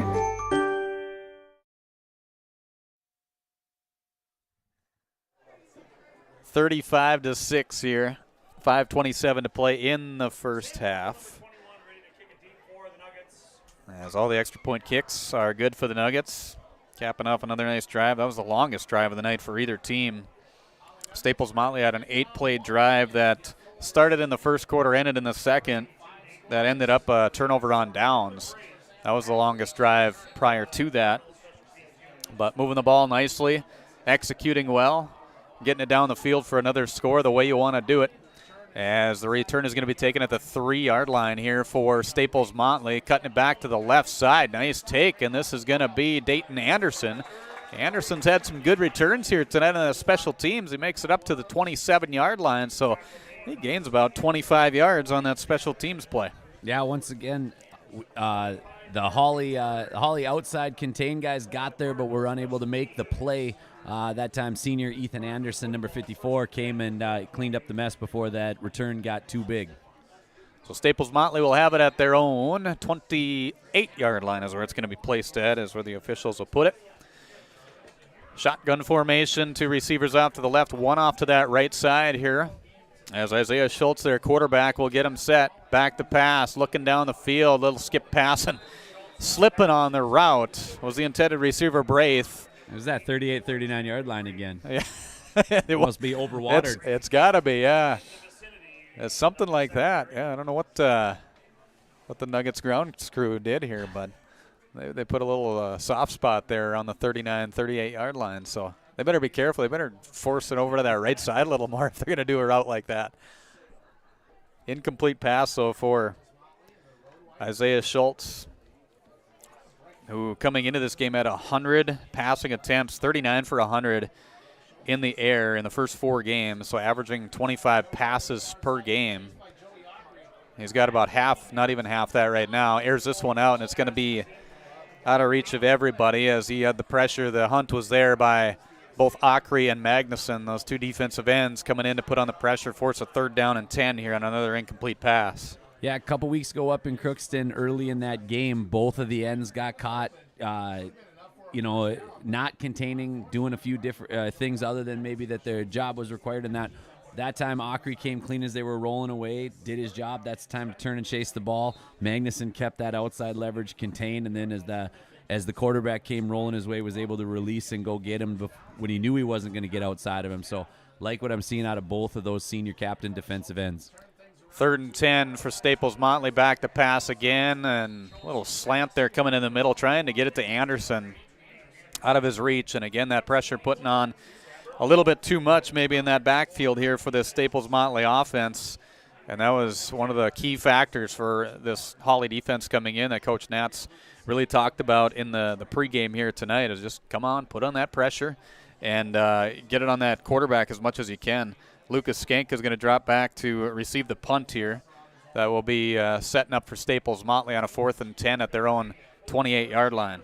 So this will be Lucas's first time back there, as the regular punt returner is out tonight. So we'll. Now they're going to be roughing the kicker here as Wyatt Dunham, who was trying to get the block, got a little bit too close right in front of the official. It was a fair catch at the 45-yard line for the Hawley Nuggets. Lucas Skank, as mentioned. Officials will chat about it to see what we're going to do on this 4th down situation. So 35-6, Hawley leading Staples Motley tonight. 5 minutes remain in the first half. We'll go through the scoring drives. We'll talk about some stats here at halftime, as mentioned. It'll be roughing, as it'll be the full 15 yards on that one. So yeah, I enjoy Mr. Brad Sleason. He's got the white cap on today, and enjoy when he comes into the gym in the winter. And he is the only white cap that I have seen that does not need a microphone to communicate with the entire crowd on what the penalty was. Typically, when we're in the booth on a Saturday at Concordia or something like that, we always worry about technical difficulties with the officials. But Mr. Siliuson, he can fill the stadium. Yeah, not the case. Not the case. It's a 15-yard penalty is what it's going to be up to the Staples Motley 43-yard line. That's the 5th penalty for 45 yards tonight for the Hawley Nuggets. Come up with a nice defensive stop after that mishap that results in Staples Motley keeping possession. So a 2nd down it will be. In fact, a loss of 3 on that play for Schultz. Braxton Bowe with what I believe would be his first career sack there on that play. As anytime in high school or college, the quarterback, whether it's a designed run or not, gets pulled down behind the line of scrimmage, it does go down as a sack. Thanks to the old option play, we'll blame Oklahoma and Nebraska back in the 80s for that. But so Braxton Bowe gets on the board with his first career sack. Coach Nat's had a lot of great things to say about Braxton Bowe coming into tonight's game and his work ethic that he's been showing throughout practice and to get to this point midway through the season. And again, some pressure put on there by the Nuggets defense. Braxton Bowe was one of the first ones there getting in there. Also on the hunt, Jacob Hegna on that far side. Results in an incomplete pass, again for Staples Motley. Will result in a 3rd down and 13 from their own 40-yard line. 4:18 to play in the first half. A 35-6 lead for the Hawley Nuggets. Just a scorching first quarter there.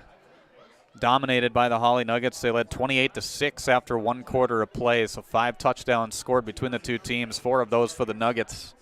4-man front for the Nuggets getting set up front, putting on that pressure as the handoff goes straight up the middle. That's going to be Tetley again, the sophomore, who came in for the injured player Klefsis earlier on.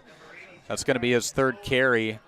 And that'll result in a gain of 6 yards on the play. Braxton Bowe once again 2 plays in a row. Got there. Brady Groton kind of got in there a little bit to help out at the end, as it looks like Staples is going to punting formation. So Groton off and Lucas Skank back once again. Skank will drop back. He's at about the 23-yard line is where he's going to line up here on this 4th and 7 for Staples Motley. They're in their own territory at the 44-yard line. Ball's going to be blocked this time by Dunham, and it's going to be grabbed by Dunham as well at the 25-yard line. Great defensive effort again on the special teams by Wyatt Dunham. The Nugget lines are just dominating this game so far in the first half, and that's the 3rd time a Nugget D lineman has come clean on a punt. Magnuson the first time, Dunham the last 2. So every facet of the game right now is working well for the Nuggets. And that will be down at the 23-yard line is where it's going to be. So at the Staples Motley 23-yard line, the Nuggets will take over. 3:29 to play first half. Grani back in under center. Grani will take it right side as he'll bounce to the outside, and he's going to be eventually tackled out of bounds. Did he go out of bounds, or did he stay in? I was going to say there was no sign there eventually, and then he started to come back in and curled his way back into the end zone, but they're going to say he stepped out of bounds at the 4-yard line. So that is going to be a gain of 19 yards, though, for Hayden Grani. Not sure what the play call was supposed to be, but made something out of nothing there and almost took it into the end zone. So we're going to be looking at 1st and goal and another opportunity for the Nuggets to put points on the board. Everybody was a little confused there at the end of the play. And no one more than Hayden. Yeah, exactly. It's like, do I keep running or do I just – good idea to just keep running just in case it wasn't a situation where you stepped out of bounds, but officials did see it. Vetter in front of I formation. Tibbetts behind him. Handoff goes Tibbetts straight up the middle. Right behind his blockers. Leans in for the touchdown. Derek Tibbetts, a 4-yard touchdown run to make it a 41-6 lead for the Hawley Nuggets. All three starting running backs into the end zone tonight now that Tibbetts gets there. Again, said it multiple times, broken record time, I guess, but every facet of the game is working well right now for Hawley. So, yeah, 1, 2, 3, 4, 5. Yeah, fifth player to score here for the Hawley Nuggets tonight. As the kick is up, and the kick by Burkle is good. Community Co-op scoreboard, it's Hawley 42, Staples Motley 6. We have 3:15 remaining still in the first half here tonight, Homecoming 2021. We're back with more from Dale Scholarwood Athletic Complex on yourliveevent.com right after this. With RDK Enterprises. We have all heard of supply chain issues and the challenges they bring. As the demand for planting equipment increases, we are trying to be as proactive as possible. RDK has secured a supply of precision planting products and maintenance parts for your planter, hopefully minimizing some of these supply chain issues. If you are planning any upgrades, repairs, or maintenance, give us a call. RDK Enterprises, 636-2119 or planterdoc.com.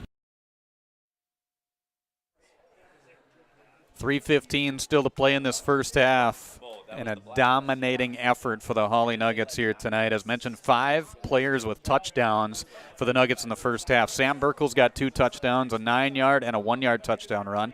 Derek Tibbetts just scored on a 2-play drive that was capped off with the extra point kick good to make it 42-6. Johnny Vetter with a 1-yard touchdown run. Carson Brew with a 13-yard touchdown run. And a touchdown pass for Hayden Grani to Joey Ockery for 12 yards tonight. So 5 different players scoring and still 3:15 to go in the first half. Oh, there we go. Producer, no. You were turning your own I microphone was. on for a little while. I've caught on we had to a this. miscommunication there. What did we jump on on and started doing this, 20 years ago? You think I'd be Yeah, able to get consistent and figure this stuff Well, then out? we had a gap for like 19 years. That's true. That's true. Line drive kick here for the Nuggets. Going to be taken at the 14-yard line. Straight up the gut they go, and getting them on the gut there. It's pretty much everybody on the special teams. Almost all 11. Got about 8 guys in on that play there for the Hawley Nuggets special teams. So Leighton Lester, number 8, he's playing in his first game this year. He had a nagging injury early in the season, so he's back out there and contributing on special teams there by being the first one there and making sure he stopped progress. So we'll see if Staples can get anything going here. They found some success with the short passing game and trying to get some yards after the catch. They got to do something to keep the pressure off the quarterback. 27-yard line is where they've got it. Handoff goes to their running back there, Tetley. Cole Tetley, the sophomore, able to gain nothing on that play. He gets right back to the line of scrimmage, so no gain on the play for Tetley. Now, once again, Joey Ockery that time kept his outside leverage, did not allow the running back to get outside of him, and he was able to make that solo tackle. Stay tuned at halftime. We're going to hand the mic off to the PA announcer, Bo Lothgren. He's going to chat about the homecoming festivities, the homecoming king and queen candidates, and talk about the king and queen you'll hear here at halftime as well as they'll present out on the field. Incomplete pass on that right side that was intended for Hayden Reichner. Slipped through his hands, and that's going to be another incomplete to make it a 3rd down and 10. A couple personnel changes here. Hayden Grani, who was just in on that last short offensive drive, he's now playing right corner. Mason Groton, number 12, is back playing some safety with his brother Brady, or playing, depending on what formation they're in. He's either playing safety or corner here for the Nuggets secondary. Trips right there for Staples Motley. Shotgun formation and a receiver off left. They'll roll to that right side, looking for a receiver up the middle. Braith able to get the reception, and he's handled right away there by Brady Groton. And it's going to be close to the first down marker. He might be just a little bit short. We'll see if they measure this out or if it's going to be just a 4th down and short for Staples Motley. They're going to give it to him there. First down. No measurement needed there. Also, Ethan Anderson looks like he's playing down lineman right now for the Nuggets. He's as an interior lineman. Ryan Spear, number 52, has come in to give Ethan Magnuson a little extended break here before halftime as he's playing left defensive end. I'm trying to get a read on there. Tyler Girai, sophomore, also playing next to Ethan Anderson there on the interior line. So Joey Ockery, the only starter on the D line currently in right now. Dustin Flayton as well, playing middle linebacker. 1st and 10 it will be for Staples Motley. Left side, they go for Braith. He's been kind of their main man when it comes to the passing. He'll get pushed out of bounds at the 43-yard line. He'll gain 5 on that play. Chandler Braith, he's got 5 receptions here tonight. Just quick math as I take a look at this, about 50 yards in receptions here tonight for Chandler Braith. Yeah, Groney that time was able to keep him from turning the corner, and he and Groton combined there for that tackle. 4 games prior to that, Braith with 12 receptions, so he's halfway to what he had in the first 4 games here tonight. He's been their main target. And this is going to be Tetley. Tetley across the field to the 30, and he's going to be knocked out of bounds. A big collision there. Groney slamming right into him as he stepped out of bounds at the 25-yard line. But, boy, what a run there by Tetley, the sophomore. After nothing doing in the first 4 carries, he gets a 32-yard run there and gets the 5th first down of the night for Staples Motley with 52 seconds to play in the first half. Yeah, good. It was a good block set on Groton on that one, and then as Groney got turned around a little bit on his original read, he was able to keep an angle and chase him down and knock him out of bounds. But little momentum here for Staples.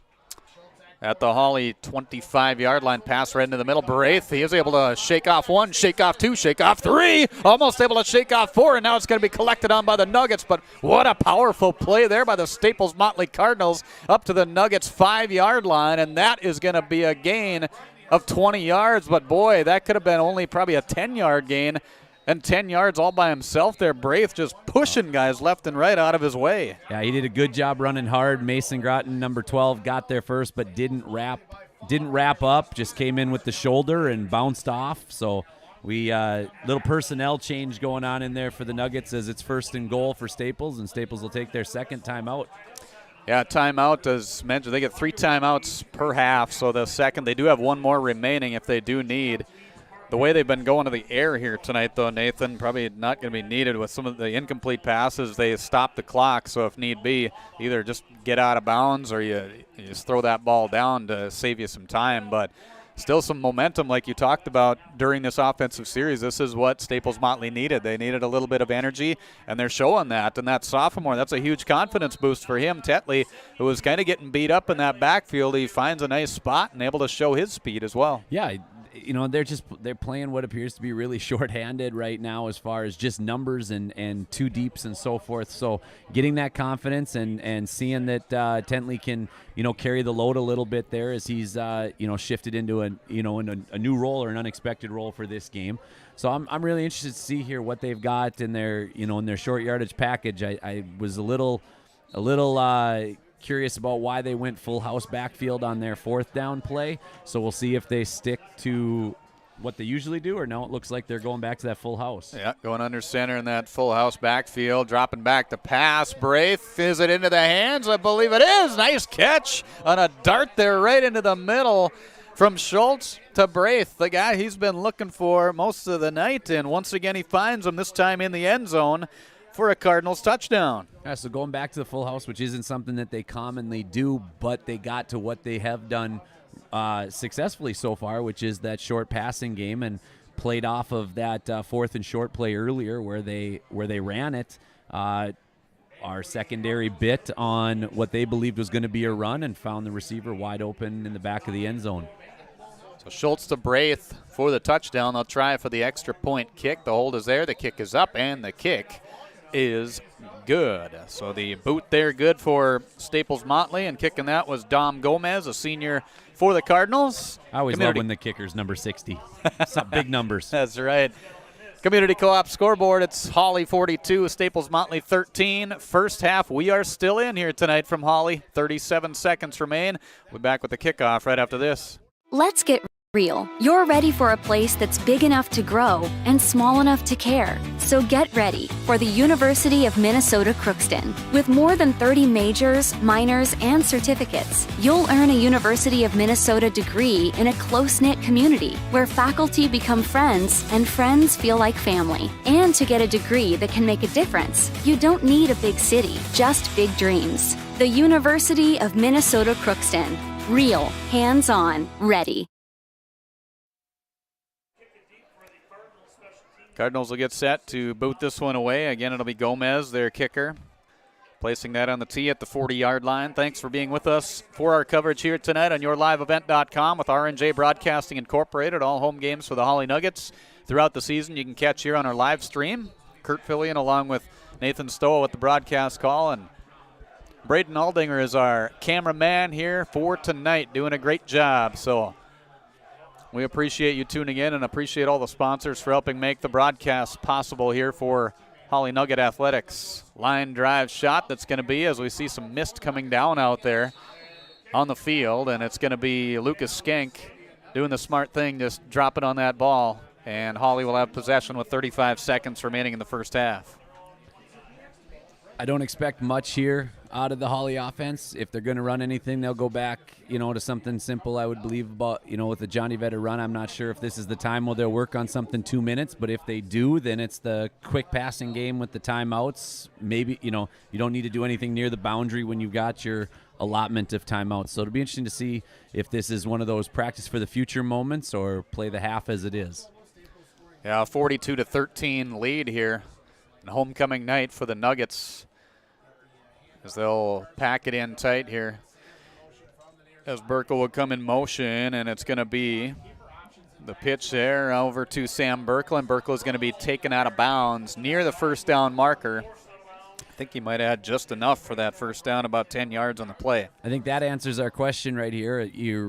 We haven't seen the option play this week, and you're running to the boundary with that play. You're also asking your quarterback to make that pitch with his weak hand, which was the wide side of the field. So they're playing this one, maybe not so much for tonight, but for a future situation that could be, similar with a short clock and quite a few yards to go. Also knowing that they've got Burkle with a pretty good leg in their back pocket if they were to get close enough. 1st and 10 from the Hawley 39-yard line. Handoff goes right side. Tibbetts bounces to the outside a little farther to the 50. Tries the stiff arm, swings and misses, and he's going to be wrapped up on the play there by Schultz.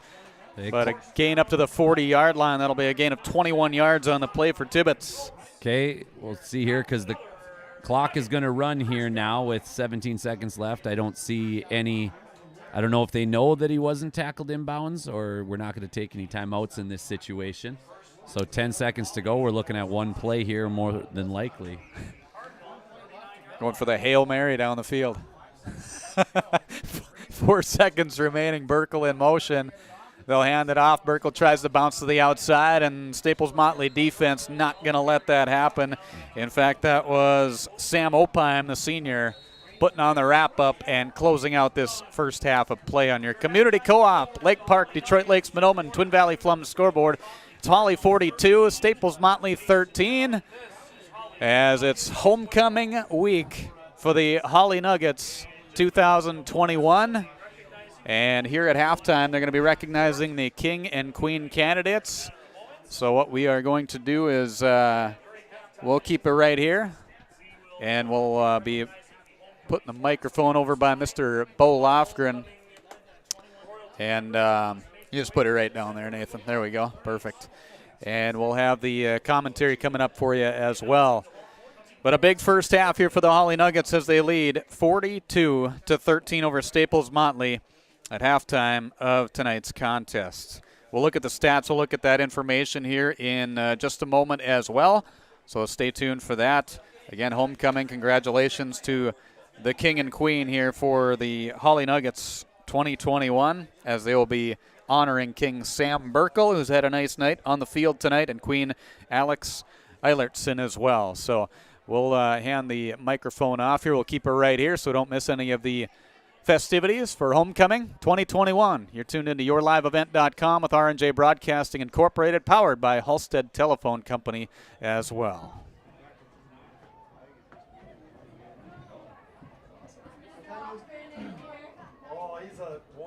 Give me 2 minutes, okay? Give me 2 minutes.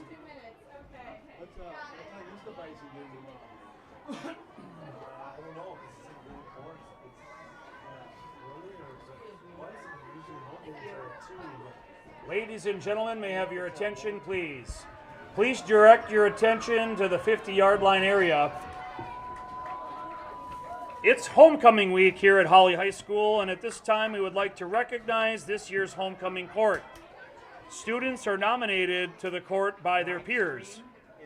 Candidates exemplify the qualities of Nugget pride. They are well-rounded, involved in school events, kind, responsible, and respectful. Please help us welcome this year's 2021-2022 Hawley Golden Nugget Homecoming Court.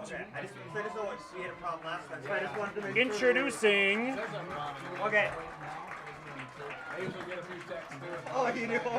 Introducing junior escorts Afton Ockery and Kay Peterson. Please step forward when your name is called. This year's Queen candidates: Taylor Bentley, Grace Fleming, Mackenzie Halverson, Lily Peterson, and Faith Brustad. This year's King candidates: Joey Ockery, Ethan Anderson, Turner Harrison, Ethan Magnuson, and Alex Skank. And ladies and gentlemen, your 2021-22 Hawley Homecoming King and Queen, Alex Heilerton and Sam Burkle. Ladies and gentlemen, let's hear it for Queen Alex, King Sam, and all of our homecoming royalty for the 2021-22 school year.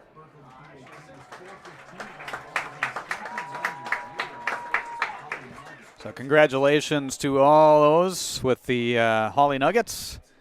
Homecoming 2021 as the Nuggets leading in style here at halftime, 42-13. We'll take a break. We'll come back. We'll look at some stats and get set for the second half from Dale Scalaroot Athletic Complex on yourliveevent.com. If you're in need of Minnesota and or North Dakota high school athletics coverage, head to yourliveevent.com so you don't miss out on moments like these.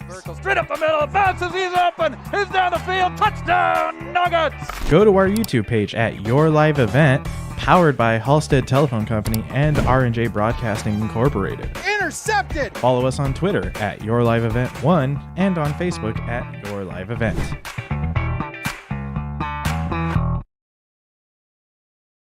At Hawley Public Schools, their focus is on students. With great facilities, small class sizes, dedicated teachers and support staff, and a variety of course offerings, make Hawley Public Schools the perfect choice for your son or daughter's educational setting. To learn more about Hawley Public Schools, including calendars, directory, menus, and athletic information, visit them online at hawley.k12.mn.us or follow them on Facebook. Good luck, Nuggets, from the Hawley Public Schools.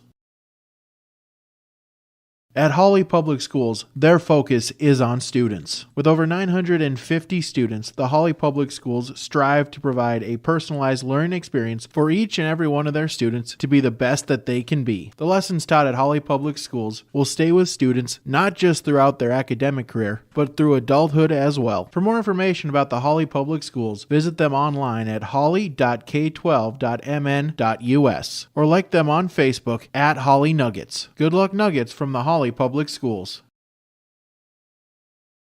Ag Country offers a wide range of internal growth. If you have a goal in mind and you put your mind to it, your successes can be endless. There are so many jobs within this company that you can rotate into. I like challenges. Ag Country gives me challenges. Yeah, Ag Country is a great place to work. There's plenty of flexibility. You're never tied to your desk. There's a team here that is always there for you. Yeah, grab your role and run with it, and always be aware of the opportunities because they're in front of you.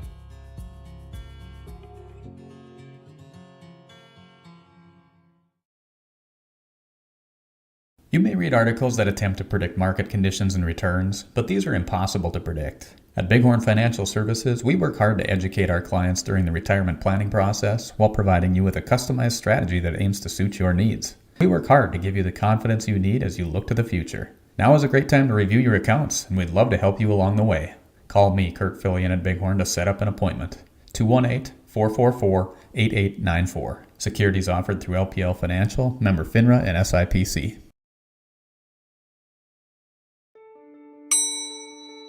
Schedules can be a slippery slope.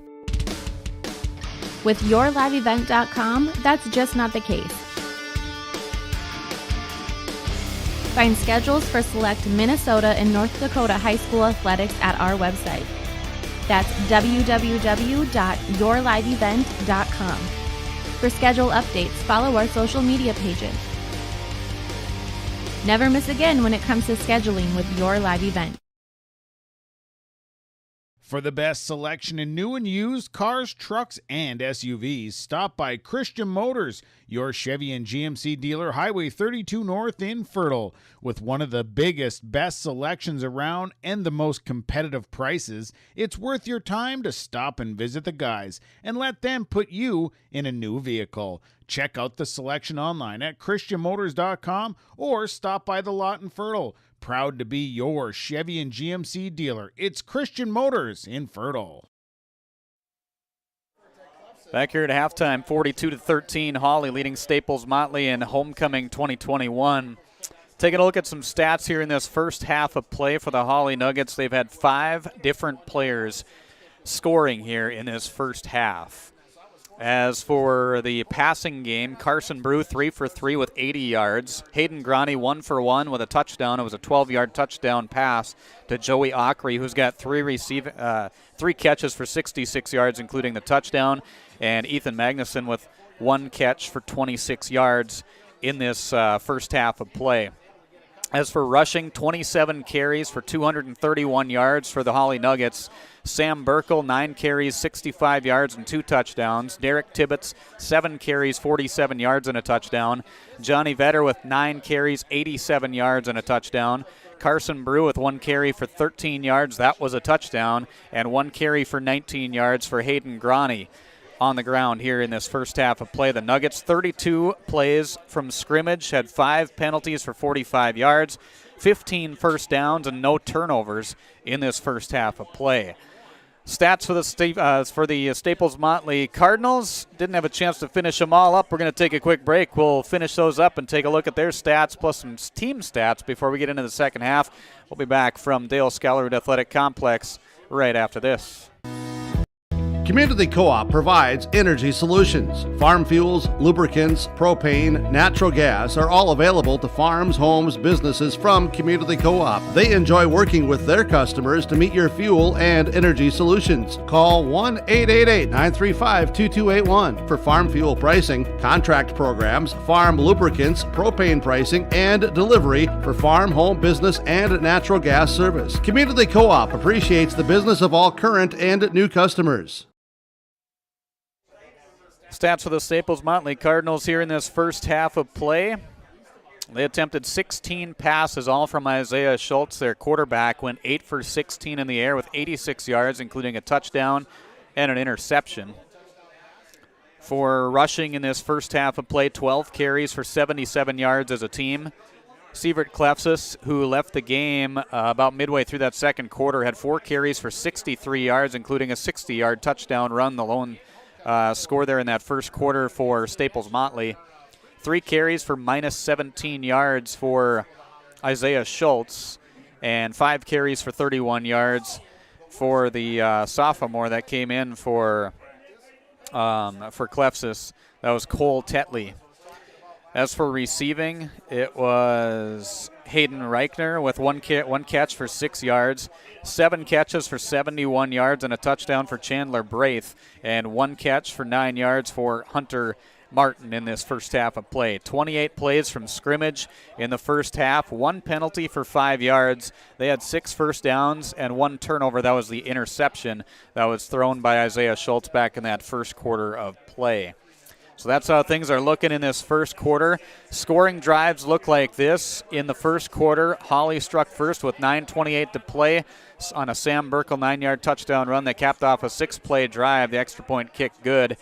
Hawley scored again with 5:11 to play on a Burkle 1-yard touchdown run, capping off another 6-play drive with the extra point kick good to make it 14-0. Hawley again scoring just under a minute later as after the interception that they had by Hayden Grani to Joey Ockery, a 12-yard touchdown pass, capping off a 1-play drive with the extra point kick good to make it 21-0 at that point. The next play from scrimmage came from Staples Motley, a 60-yard touchdown run by Sievert Klefsis, a 60-yard touchdown run capping off the 1-play drive. Extra point kick was blocked to make it 21-6 at the end of the first quarter. The Nuggets were able to score before the end of the first with Vetter 1-yard touchdown run capping off another 6-play drive at 28-6 after 1 quarter of play. The Nuggets struck again midway through that second quarter with 5:27 to play on a Carson Brew 13-yard touchdown run capping off a 9-play drive with the extra point kick good to make it 35-6. The Nuggets score again with 3:29 remaining in the second quarter on a Tibbetts 4-yard run, capping off a 2-play drive. The extra point kick good to make it 42-6. And then 37 seconds remain. Staples Motley able to gain some momentum, get down the field, and cap off a 6-play drive on a Schultz to Braith 5-yard touchdown pass. The extra point kick by Gomez was good to make it our halftime score of 42-13.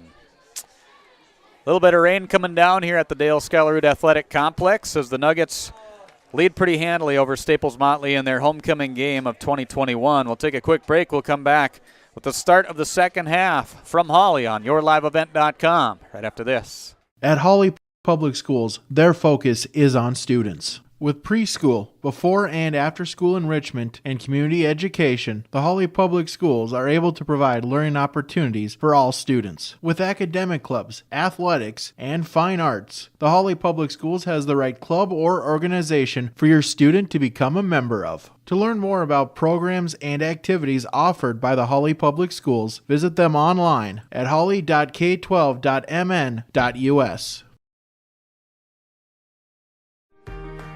Work has begun to replace Line 3 near your community, and keeping everyone safe is our top priority. Please be extra careful when driving near construction activity. Be aware of trucks and heavy equipment, and please don't enter the work areas because we all want everyone home safe. For more information, visit enbridge.com/line3us. Going to NESCS, I found out way more than just like sports. I met a lot of people just on my floor, and then different activities you could go to that were on campus. I for sure will look back on all the memories and love it. My name is Grace, and I'm here for my future. It feels like you're at a bigger university. Right now I won't have any debt, and I might even gain a little extra money through scholarships. There's so many job opportunities. My name is Emily, and I'm here for my future. Back here as we are wrapping up halftime from Dale Scalaroot Athletic Complex in Hawley. We were talking about how I was Johnny on the spot with this stuff there. We better update that. Oh, look at that. Third quarter. I think we should just add to Braden's jobs. I think if anybody's capable of taking a little bit off your plate, it's Braden Aldinger. I don't mind this part. He's doing a good job with the camera work over here. It's like professional when I'm watching this. I don't even have to watch the game out there. I watch right on here. No. It's perfect. No right binoculars needed, nothing. It's None right needed. there for well, you. now these lights are getting a little bright on there, so. Look at that. Oh, look at that. He's zooming in. Man. Talk about how professional he is. Then he shows you again how professional he can be. I wish people could see his professional attire right now. But I'm guessing he will not turn the camera around on himself. Probably not. You can if you want. It's up to you. You're in charge, man. You're in charge. We'll go with a figurative tip of the cap tonight instead of a literal one. There we go. Spirit Day, I suppose it is today, huh? It was. It was gotta be Nugget maroon Spirit and Day. gold. Yep, for sure. Survived Country or Biker Day. Survived Camo Day. Yeah. Well, they had your day on Wednesday, didn't they? Wacky Wednesday? That was at the elementary school. I fit that one. I just showed up and Oh, that was looked. just at the element. Did they have Yep. separate ones at the Yep, elementary and separate high ones. school? Oh, okay. So Wacky Wednesday, I just showed up normal. Yeah, I was going to say, you probably didn't have to change a whole lot. Not much. Just Wardrobe maybe stayed put a same. hat on or something. Well, no, not a hat. Take the hat off is what it would be, right? Actually, I found a way to make shorts a part of my Wacky Wednesday. Oh, man. Just like I don't even sweatpants a wanna part know. of Pajama Day. All right, folks, Yeah. we'll be right back. No, I'm just kidding. We're getting set. Here we go, second half. The Nuggets will be kicking off as you see Sam Burkle is getting ready to boot this one away. And Staples Motley will get ready to accept that kick, trailing 42-13. Big game on the road next week for the Hawley Nuggets. They'll be at DGF and then at Breckenridge after that. And then they'll be at home against Barnesville to close out the 2021 regular season campaign. So big finish to the year it's going to be. Straight up the middle, this is going to be Braith. He's been the guy they've been going to on those passes, and he does a nice job on that special teams again. Straight up the gut to the 39-yard line. That's where Staples Motley will take over offensively here in the second half. All right. We finally got to the second half. We did. We did. So, yeah, you talk about that finish to the Hawley season, not to put the cart before the horse here. There's still a second half to play, but that's three really quality old Heart of Lakes matchups. I know Hawley used to be in the Valley Plains, but that's typical Heart of Lake schools back to back to finish it going into playoffs. So definitely going to be tested. And the clock is running as you see on the screen here, so the mercy rule in effect usually into the fourth quarter, but I'm guessing the teams agreed on that. If they do agree and say let's keep the clock rolling, they can definitely do that as we got the rain coming down too. So clock will continue to tick on a 42-13 lead for the Hawley Nuggets. A special night anytime you get the opportunity to have homecoming and have a commanding lead like this, Nathan, but even more so when we were going through those stats, 5 different players score in that first half of play in their dominating effort. Yeah, the ball got moved around, and actually on that first defensive play of the second half, Johnny Vetter had one that he would have, if he catches it, he probably puts it in the end zone again. So it's been an efficient 42 points put on the board. The defense has contributed. Just a couple drives for Staples. The quick one was really the glaring error of the first half. Otherwise, it was an efficient way to build this lead, and everybody contributed. Yeah, just the downfall of those penalties. 5 penalties for 45 yards. Otherwise, you really dominate in the moving the chains. 15 first downs compared to the 6 of Staples Motley in that first half. There's a pitch out going to Tetley, the sophomore, who is staying in place of Sievert Klefsis, who went down in that second quarter and looking like he's going to be out for the remainder of the game, unfortunately, for this Staples Motley team. And boy, was he a workhorse. He was fun to watch. He had that 60-yard touchdown run, but he was doing some other things, including some big blocks that he had for his quarterback earlier on in this ball game. Yeah, he's been a big loss for them, and so they're going to need to get him healthy, and that's got to be both teams here. That's part of the reason for the running clock, is they need to play hard and keep the head on a swivel, but they also need to get out of this game healthy. Lucas Skank will drop back to accept a punt here as this one is booted away. High booming shot there. Skank takes it at the 33-yard line. Calls for the fair catch right at the last moment there as he saw everybody was closing in on the special teams. But a good job there by Braith, too, to be able to get a good boot on that ball. He had some pressure coming in from each side. That can be a little bit of a deterrent when you're trying to make that kick, but he's able to keep the focus, keep his composure, and Skank able to get the grab on the other side at the 32-yard line. All right, Alex Paulson enters the game, sophomore on the O-line here, so we'll have a few different numbers in there. I'll try to catch as many as I can, but he is moved to left guard right now with the majority of the starting offense still out there as well. So the Nuggets will get set on a 1st down and 10. Handoff by Brew, and almost losing the grip there, Vetter, as he was wrapped up right away by Gomez, who had the tackle for Staples Motley, but that was kind of a little missed handoff there between Brew and also Vetter on that play, but somehow, some way, he was able to keep a good grip on that ball. Yep. So right now the left side of the line is sophomores building for the future here. This is one thing I've always admired the Nugget staff for doing when they have an opportunity like this. It's not always wholesale. It's get a guy some confidence next to two other starters in a situation like that, and that's what Paulson's doing out there. He and Colin Larson, the two sophomores on the left side of the O-line right now. Well, that's how you build up a quality program there. As Brew going to bounce off to the outside. Got some good lead blocks there on the play.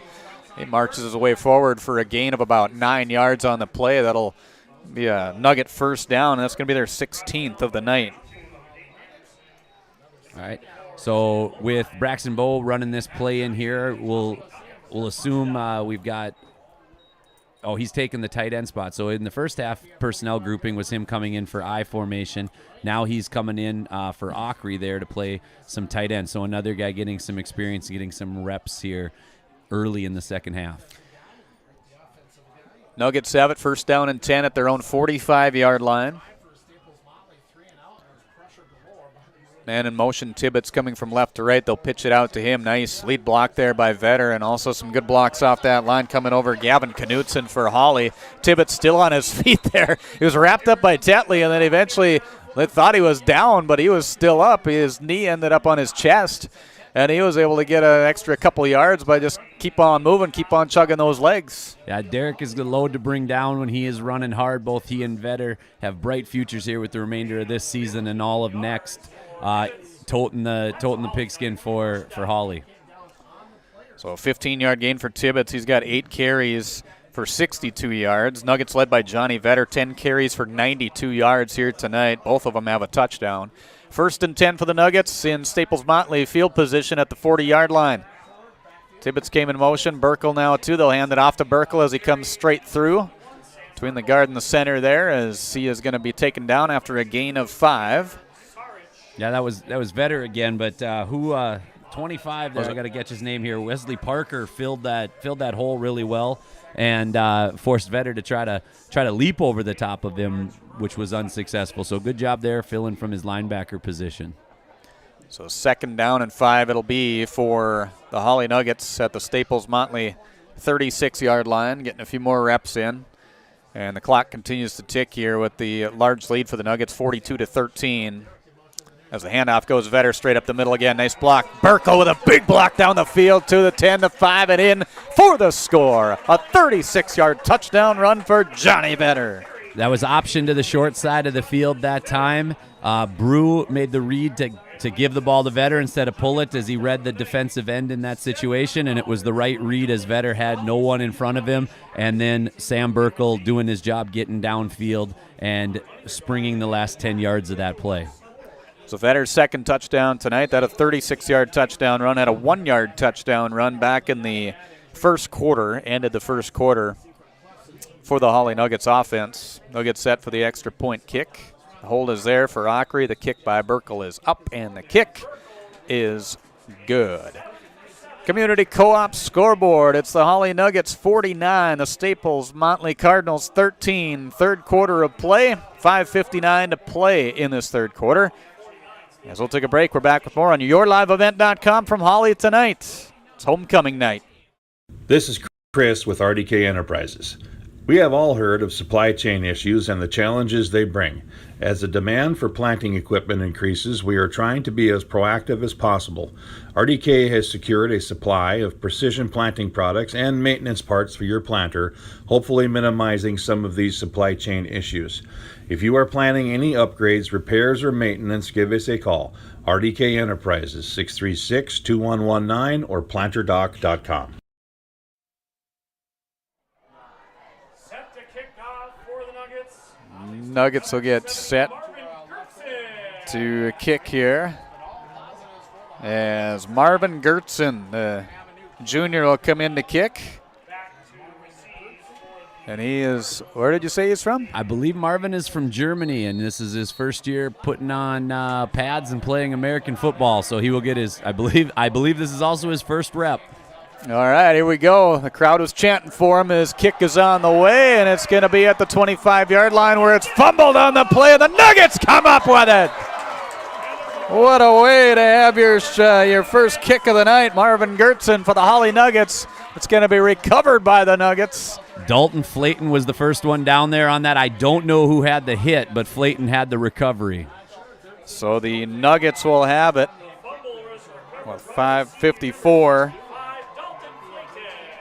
Flayton gets that, as we mentioned, at the 32-yard line. Staples Motley 32. 1st and 10 is where the Nuggets are going to have it. So felt the energy as they were chanting for Marvin during the timeout there to have him come out and kick.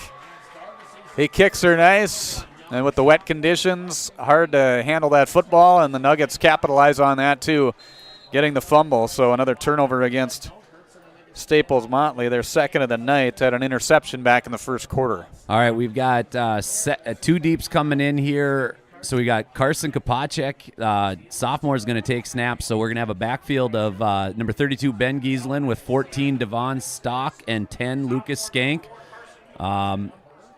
Braxton Bowe still at right tight end. I believe he is next to Ryan Spear. And they're going to give us a delay of game to catch the rest of the line here. Thoughtful. Yeah, exactly. Thanks to the officials. Well, it was actually to the Nuggets. They had the delay of game is what it comes out to be. But 5-yard penalty will drop them back. That's going to be their 6th penalty for 50 yards tonight for Hawley. So Tyler Geareyes in there. We mentioned him playing a little interior line on the defensive side. Now he'll do it on the offensive side. Alex Paulson is in there as well. Caden Kopacek, Carson's twin brother, is at left end. Both in motion here in the backfield. They'll hand off, go off that right side, and a lot of white jerseys there clogging up that hole right away. It's going to be a short gain of just a couple. And that was Devon Stock. Yep.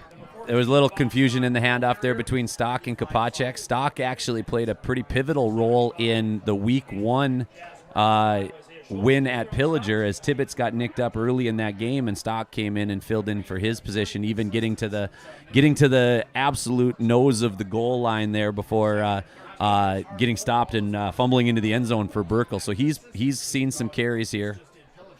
So Stock, a 2-yard gain is what that ends up being. Back to pass, going to be Grani, airs it out into the middle. Reception by Skank. Skank eludes a couple of would-be tacklers there and takes it a little bit farther down the field up to the 26-yard line is where he's going to be taken down. So that is going to be a gain of about 10 yards on the play. They'll still be short of the first down.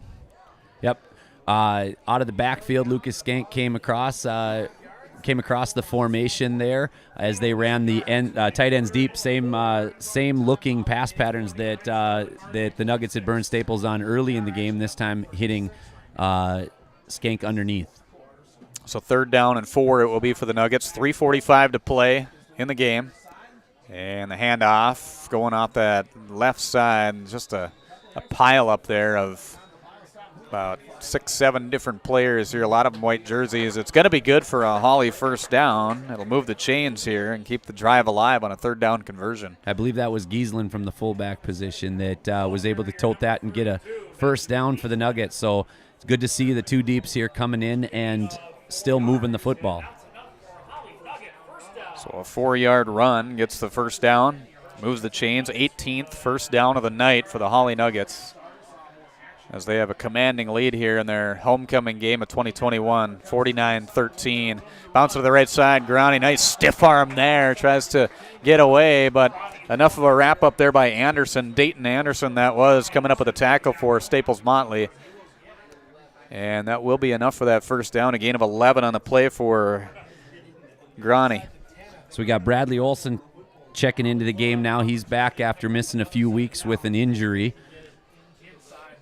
Fantastic athlete here that when he's on the field can make quite a few things happen. He's just got to work his way back into things here after being out for a while. Yeah, neck injury that Coach Nats talked about, and that's obviously nothing you want to mess around with. Olson will get it on that left side, and he is going to be wrapped up. Nice defensive penetration there by the Staples Motley Cardinals, and that was a solo tackle coming up by Eli Carlson, the sophomore, who's been in on a few plays here tonight for Staples Motley. Yeah, not much that Olson could have done in that situation, but again, this is good for some of these young guys to see that speed of the game change from the junior varsity level to the varsity level, regardless of the scoreboards, this is a time for them to learn and to understand that first step on the O-line, it's got to be quicker, and they got to bring a little bit more to the play. So a loss of 5 on the play, 2nd and 15. Pass right side is grabbed in the end zone for the Nuggets. Touchdown. Granny pass to Braxton Bowe. And they were going 28 yards for the touchdown pass.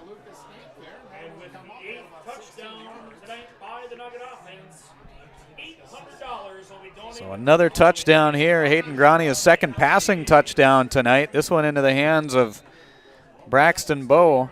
So we're gonna go for 2 here. We got the wide formation coming in this situation. We right now actually have assistant coach Nick Burcham, who is the head JV coach. He's calling these plays right now and getting his personnel into the game.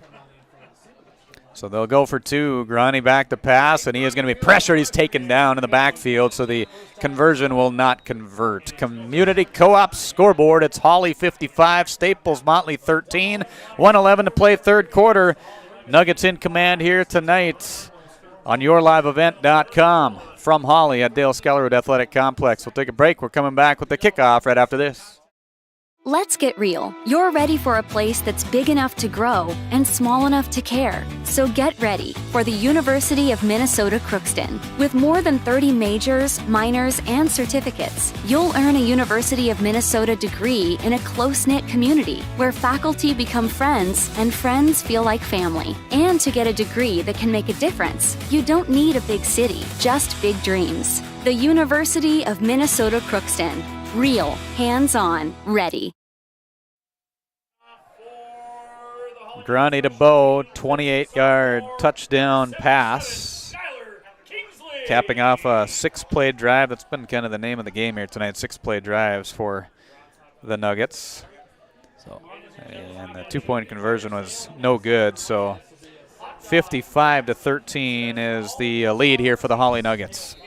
Got Skylar Kingsley in now for his first kickoff attempt as a varsity kicker. He kicks off a little bit for the junior varsity as well, so we're 2 deeps all the way across the board right now on special teams.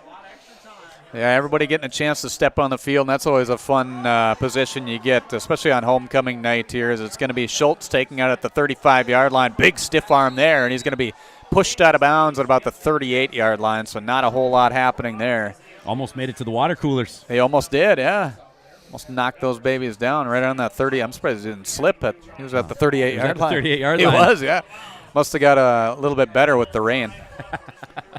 Usually goes the other way, but I guess, this is a little opposite. He made it to the 40. Up to the 40-yard line is where Staples Motley will have it with 104. 104 to go here in this third quarter of play. All right.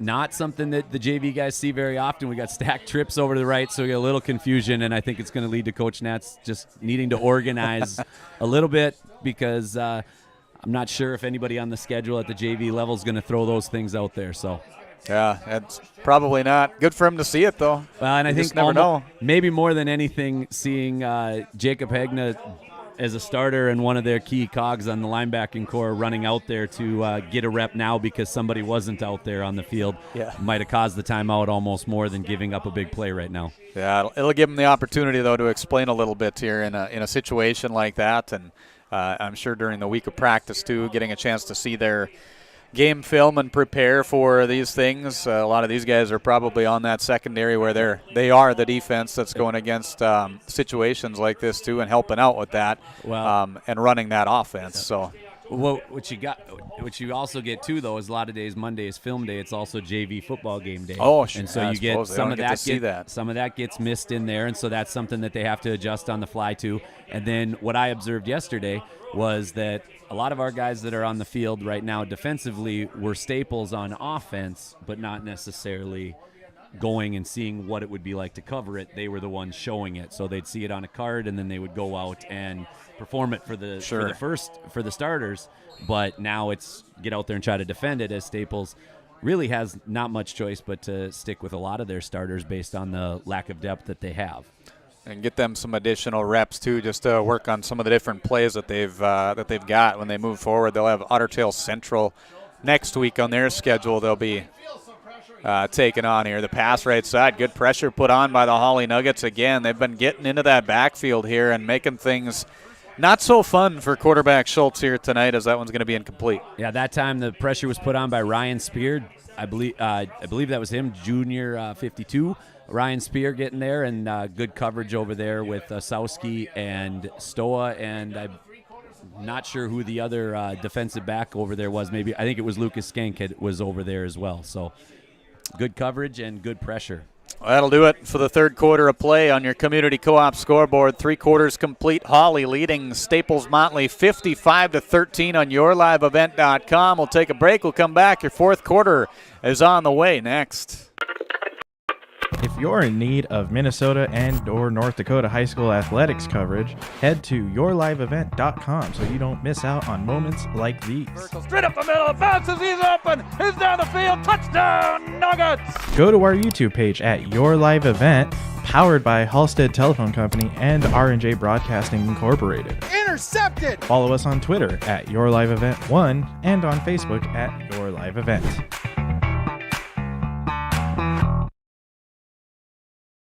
At Hawley Public Schools, their focus is on students. With great facilities, small class sizes, dedicated teachers and support staff, and a variety of course offerings, make Hawley Public Schools the perfect choice for your son or daughter's educational setting. To learn more about Hawley Public Schools, including calendars, directory, menus, and athletic information, visit them online at hawley.k12.mn.us or follow them on Facebook. Good luck, Nuggets from the Hawley Public Schools.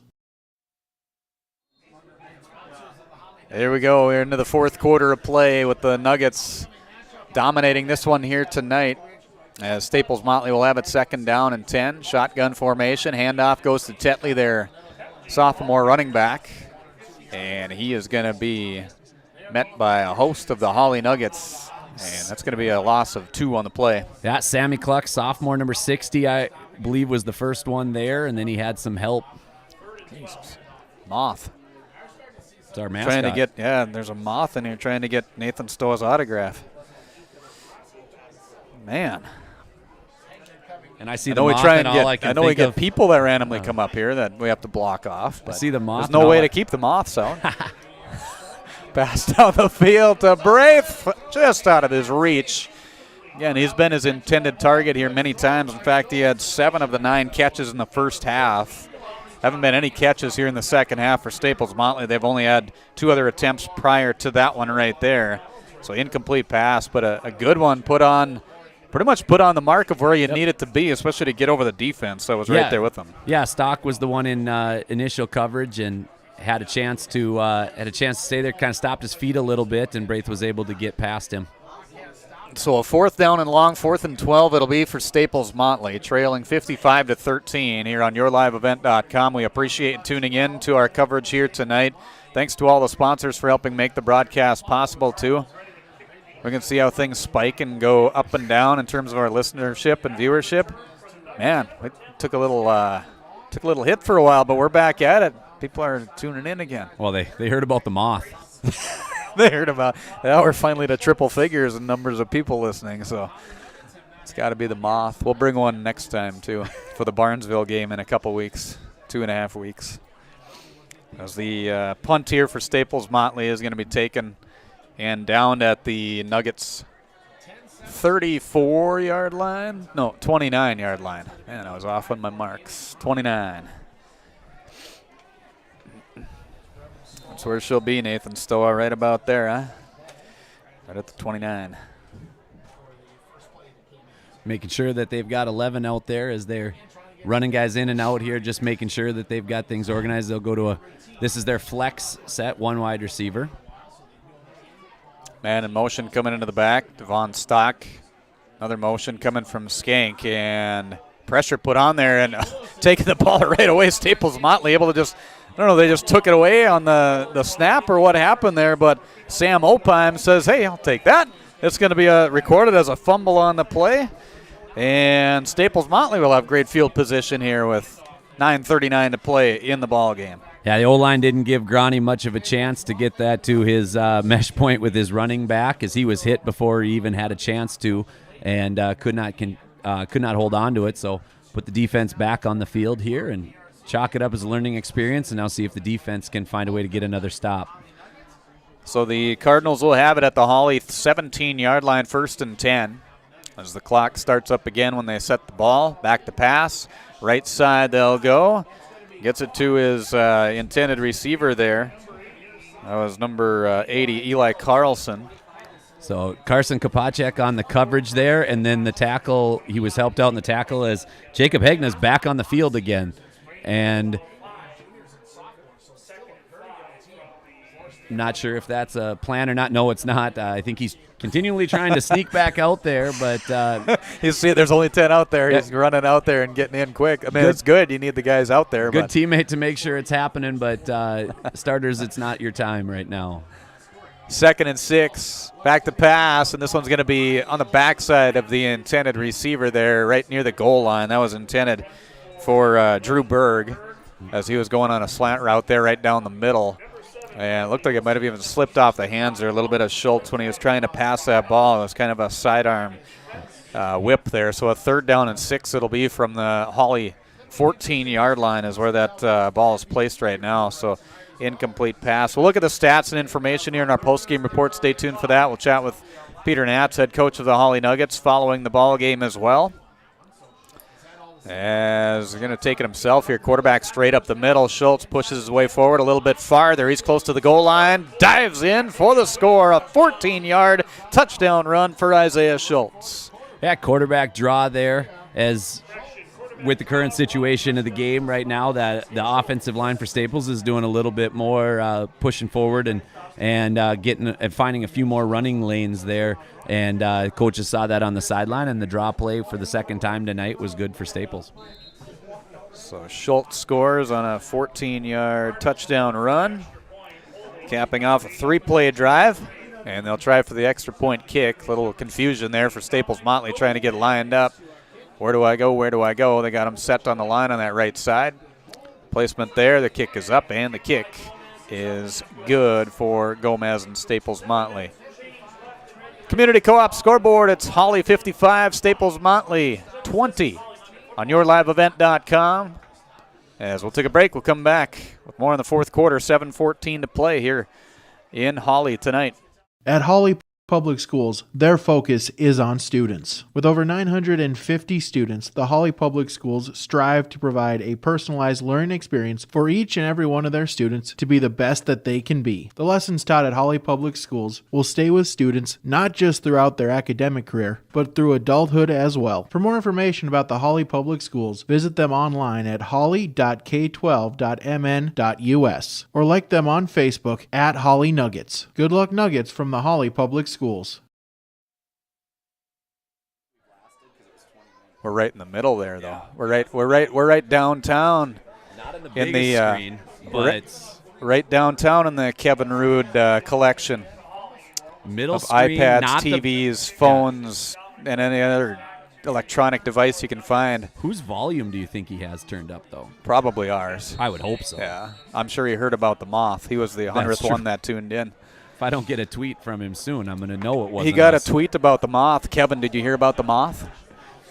In Hawley. It's down in Hawley right now. Watch out. It's coming to Twin Valley. This is going to be a line shot right down the ground and taken by the Nuggets at the 40.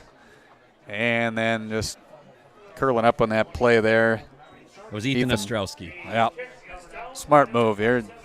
Don't have anything else to do there in that position to try and get any kind of momentum to go. So down it at the 42-yard line, and that's where the Nuggets will take over. 6:52 to play in the game. Thanks for tuning in. Thanks for sticking with us here tonight on yourliveevent.com. Kurt Fillion along with Nathan Stoa with the broadcast call. And Braden Aldinger, our video man for tonight, taking charge. He's the boss. I'm not. You're not. By any means. Now when he's wearing that hat. Exactly. That hat, put him on top. That is official. Officially official. Hawley Gold right there. Handoff up the middle. And it's going to be a short gain on the play. I didn't see who. Ben Giesland, number 32, from the fullback position. So Giesland with a 2-yard gain. His second carry for 6 yards tonight. Make it a 2nd down and 8 up to the to the Hawley 44-yard line. So we're midway through the 4th quarter, a 55-20 commanding lead for the Nuggets.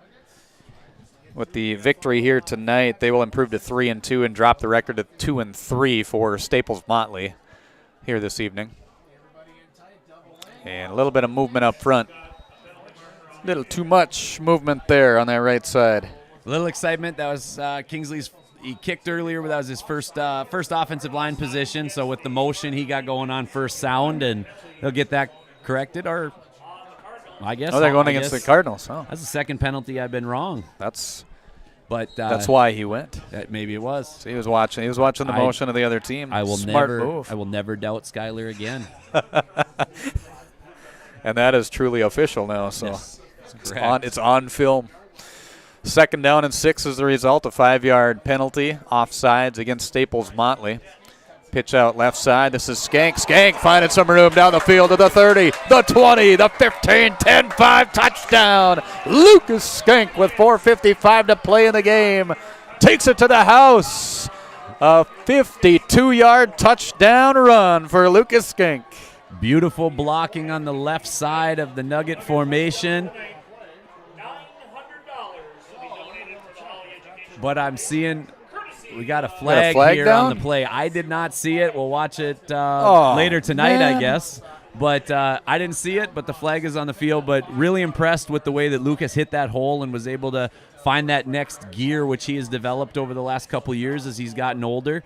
But a hold is going to bring it back and just give him a chance to do it again. Yeah, well, just a longer touchdown run is what you got the opportunity for. And whoever committed the hold should be bringing him at very minimum a candy bar, at most some ice cream or something next week for taking the touchdown off the board. Exactly. Yeah, so it'll be a 7th penalty for 60 yards tonight for the Hawley Nuggets. It'll drop him back to a 2nd down and 9 from the spot of the foul right around the Staples Motley 48-yard line is where that would have been.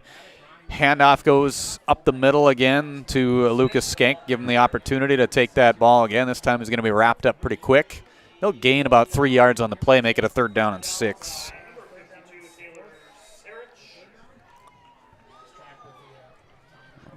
Important reps here, both for Grani as he's leading the second unit, who he's never played with because he does not, as a senior, he does not get JV reps.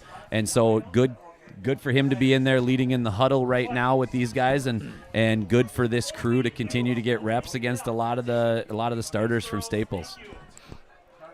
Down to 4 minutes remaining. Nuggets will get set for the 3rd and 6 situation. Hands off to the man in motion that was coming through, Bradley Olson. And Olson's able to get just a couple of yards there, some tough yards against that Staples Motley defense. Looked like the ball hit the turf, but they're calling it 4th down.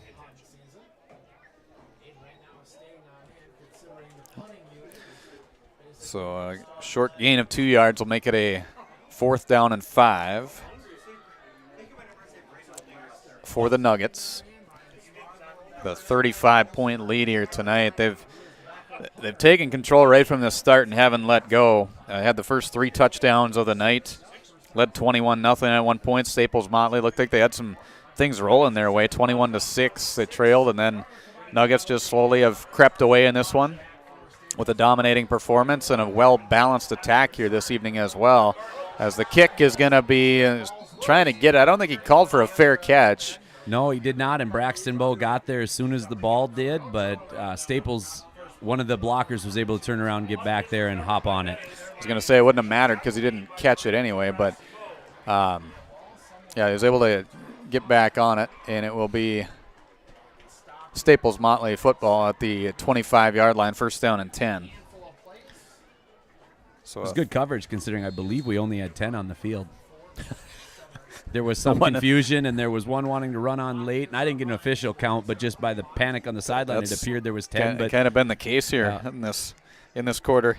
Well, and I love the fact helter-skelter. It is, and it gets to that point when you're trying to control 11 guys, and then you're 2 deeps, and you've got guys, some playing positions they don't typically play. So it is. It's a hard thing to control. Handoff goes up the middle. That's going to be Tetley. who is going to be stopped at the line of scrimmage. Maybe got an extra yard off the forward motion there, but it'll be a gain of 1 on the play for Tetley. Yeah, Ben Gieselin was in there on the tackle coming from his linebacker position, and Braxton Bowe also in there on the tackle.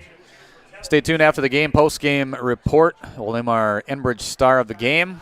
We'll talk about stats here as well and chat with head coach Peter Natz about this one.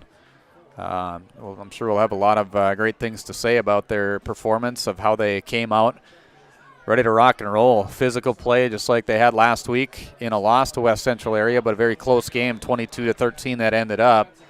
So building some great things as a program and definitely moving in the right direction. Absolutely. Leighton Lester there getting in on the defensive side of the football for the first time. We mentioned him on special teams earlier. That time he made the solo tackle as he's coming back and working his way back into the lineup after an injury. He's a junior.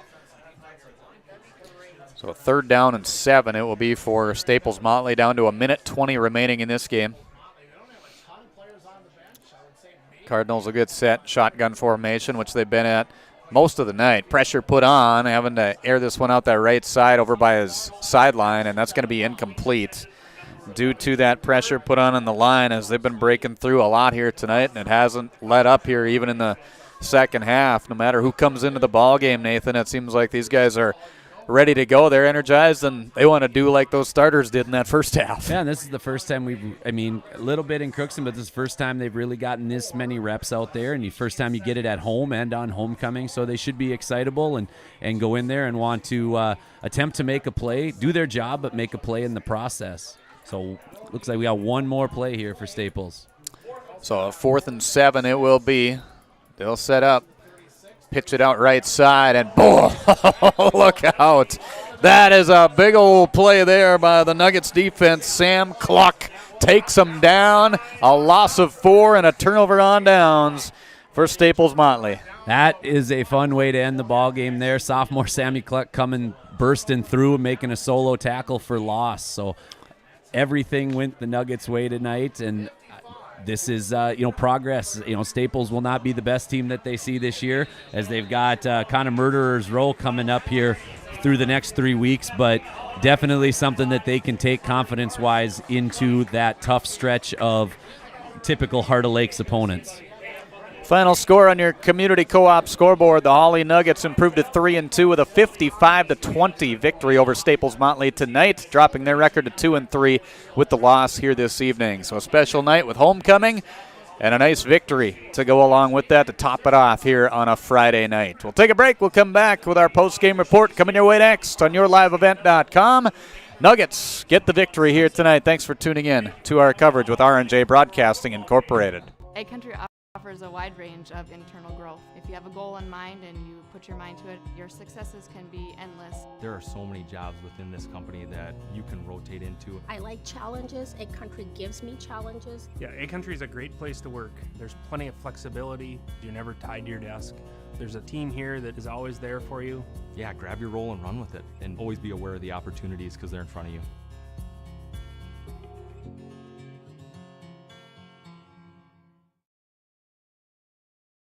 You may read articles that attempt to predict market conditions and returns, but these are impossible to predict. At Bighorn Financial Services, we work hard to educate our clients during the retirement planning process while providing you with a customized strategy that aims to suit your needs. We work hard to give you the confidence you need as you look to the future. Now is a great time to review your accounts, and we'd love to help you along the way. Call me, Kurt Fillion at Bighorn, to set up an appointment. 218-444-8894. Securities offered through LPL Financial, member FINRA and SIPC. Schedules can be a slippery slope. With yourliveevent.com, that's just not the case. Find schedules for select Minnesota and North Dakota high school athletics at our website. That's www.yourliveevent.com. For schedule updates, follow our social media pages. Never miss again when it comes to scheduling with Your Live Event.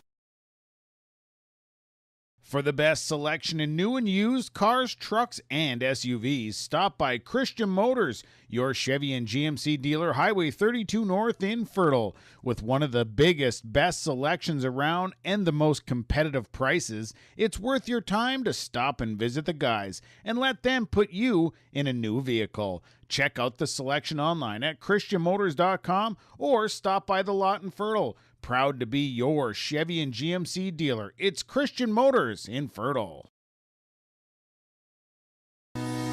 Community Co-op provides energy solutions. Farm fuels, lubricants, propane, natural gas are all available to farms, homes, businesses from Community Co-op. They enjoy working with their customers to meet your fuel and energy solutions. Call 1-888-935-2281 for farm fuel pricing, contract programs, farm lubricants, propane pricing, and delivery for farm, home, business, and natural gas service. Community Co-op appreciates the business of all current and new customers. At Hawley Public Schools, their focus is on students. With preschool, before and after school enrichment, and community education, the Hawley Public Schools are able to provide learning opportunities for all students. With academic clubs, athletics, and fine arts, the Hawley Public Schools has the right club or organization for your student to become a member of. To learn more about programs and activities offered by the Hawley Public Schools, visit them online at hawley.k12.mn.us. Work has begun to replace Line 3 near your community, and keeping everyone safe is our top priority.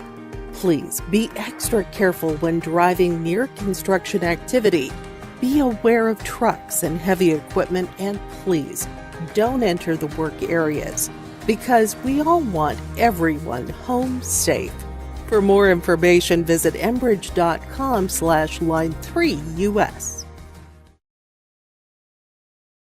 Going to NESCS, I found out way more than just like sports. I met a lot of people just on my floor, and then different activities you could go to that were on campus. I for sure will look back at all the memories and love it.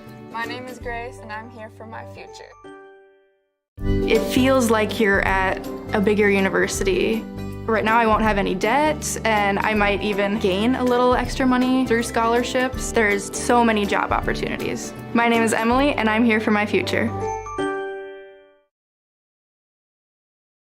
This is Chris with RDK Enterprises. We have all heard of supply chain issues and the challenges they bring. As the demand for planting equipment increases, we are trying to be as proactive as possible. RDK has secured a supply of precision planting products and maintenance parts for your planter, hopefully minimizing some of these supply chain issues. If you are planning any upgrades, repairs, or maintenance, give us a call. RDK Enterprises, 636-2119 or planterdoc.com. Let's get real. You're ready for a place that's big enough to grow and small enough to care. So get ready for the University of Minnesota Crookston. With more than 30 majors, minors, and certificates, you'll earn a University of Minnesota degree in a close-knit community where faculty become friends and friends feel like family. And to get a degree that can make a difference, you don't need a big city, just big dreams. The University of Minnesota Crookston. Real, hands-on, ready. Back here, it's our post-game show. It is the victory. Oh, I missed it again. Come on. Final tonight. Now we're not in the fourth quarter still. There we go. Let's update that. Final. 55-20 in favor of the Hawley Nuggets to improve to 3-2 with the win here tonight. Let's go through some stats in this one. We'll start for the Hawley Nuggets in the victory. As a team, had a nice night overall, very well-balanced attack. In fact, had 6 passes, all of them completions. They were 6 for 6 from the air. Carson Brew, 3 for 3 with 80 yards. Hayden Grani, 3 for 3 with 50 yards and 2 touchdowns here this evening. 6 for 6 for 130 yards total in the air for the Hawley Nuggets. As for the rushing game, very well-balanced attack as well. Sam Burkle, 9 carries, 65 yards and a touchdown. Derek Tibbetts, 8 carries, 62 yards and a touchdown. Johnny Vetter led the way, 12 carries, 133 yards and 2 touchdowns here tonight. Carson Brew, 2 carries, 22 yards and a touchdown. Hayden Grani, 2 carries for 30 yards. Devon Stock with 1 carry for 2 yards. Benjamin Giesland, 2 carries for 6 yards.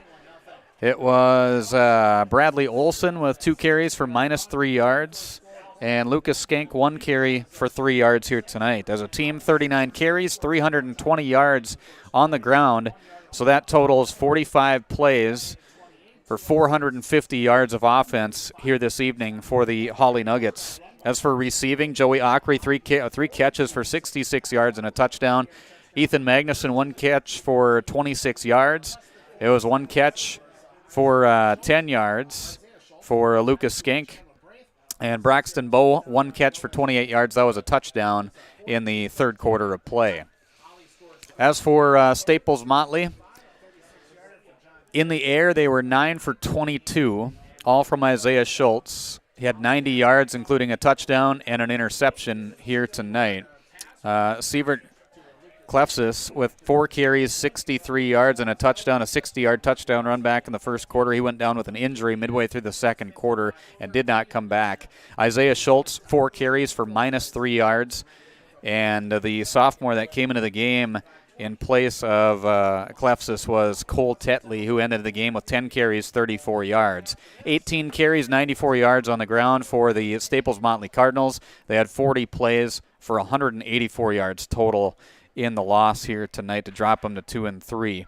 As for receiving yards, Hayden Reichner with 1 catch for 6 yards, 7 catches for 71 yards for Chandler Braith, 1 catch for 9 yards for Hunter Martin, and it was LaDanian Bartle with 1 catch for 4 yards here tonight. The Nuggets will have DGF coming up for their next opponent. That'll be at DGF next week. As for the Staples Motley team, they will be at Otter Tail Central for their next action coming up next week, taking a 2-3 record into that. Nuggets improved to 3-2 here tonight on their homecoming 2021. Some team totals. Penalties, the Nuggets had 7 for 60 yards.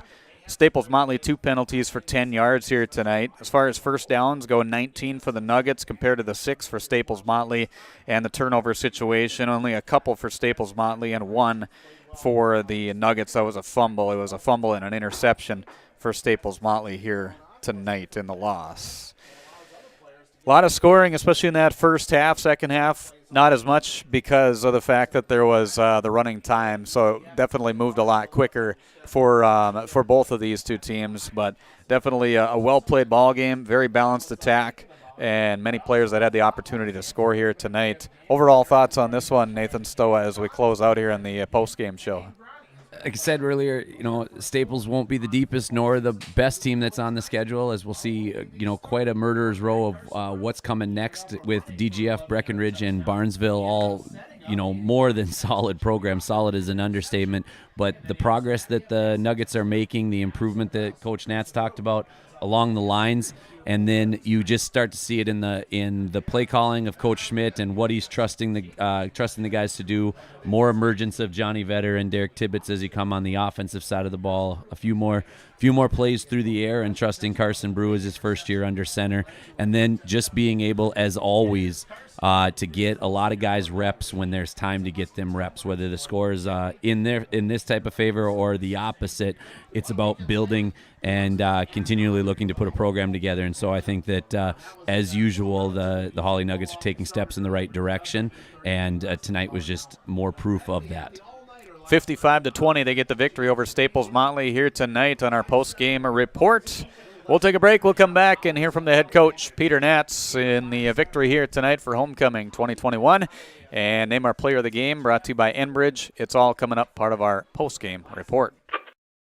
If you're in need of Minnesota and or North Dakota high school athletics coverage, head to yourliveevent.com so you don't miss out on moments like these.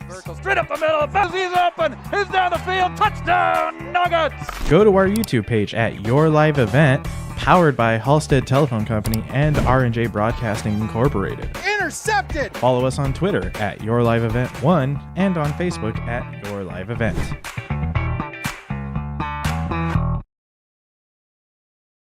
At Hawley Public Schools, their focus is on students. With great facilities, small class sizes, dedicated teachers and support staff, and a variety of course offerings, make Hawley Public Schools the perfect choice for your son or daughter's educational setting. To learn more about Hawley Public Schools, including calendars, directory, menus, and athletic information, visit them online at hawley.k12.mn.us or follow them on Facebook. Good luck, Nuggets from the Hawley Public Schools.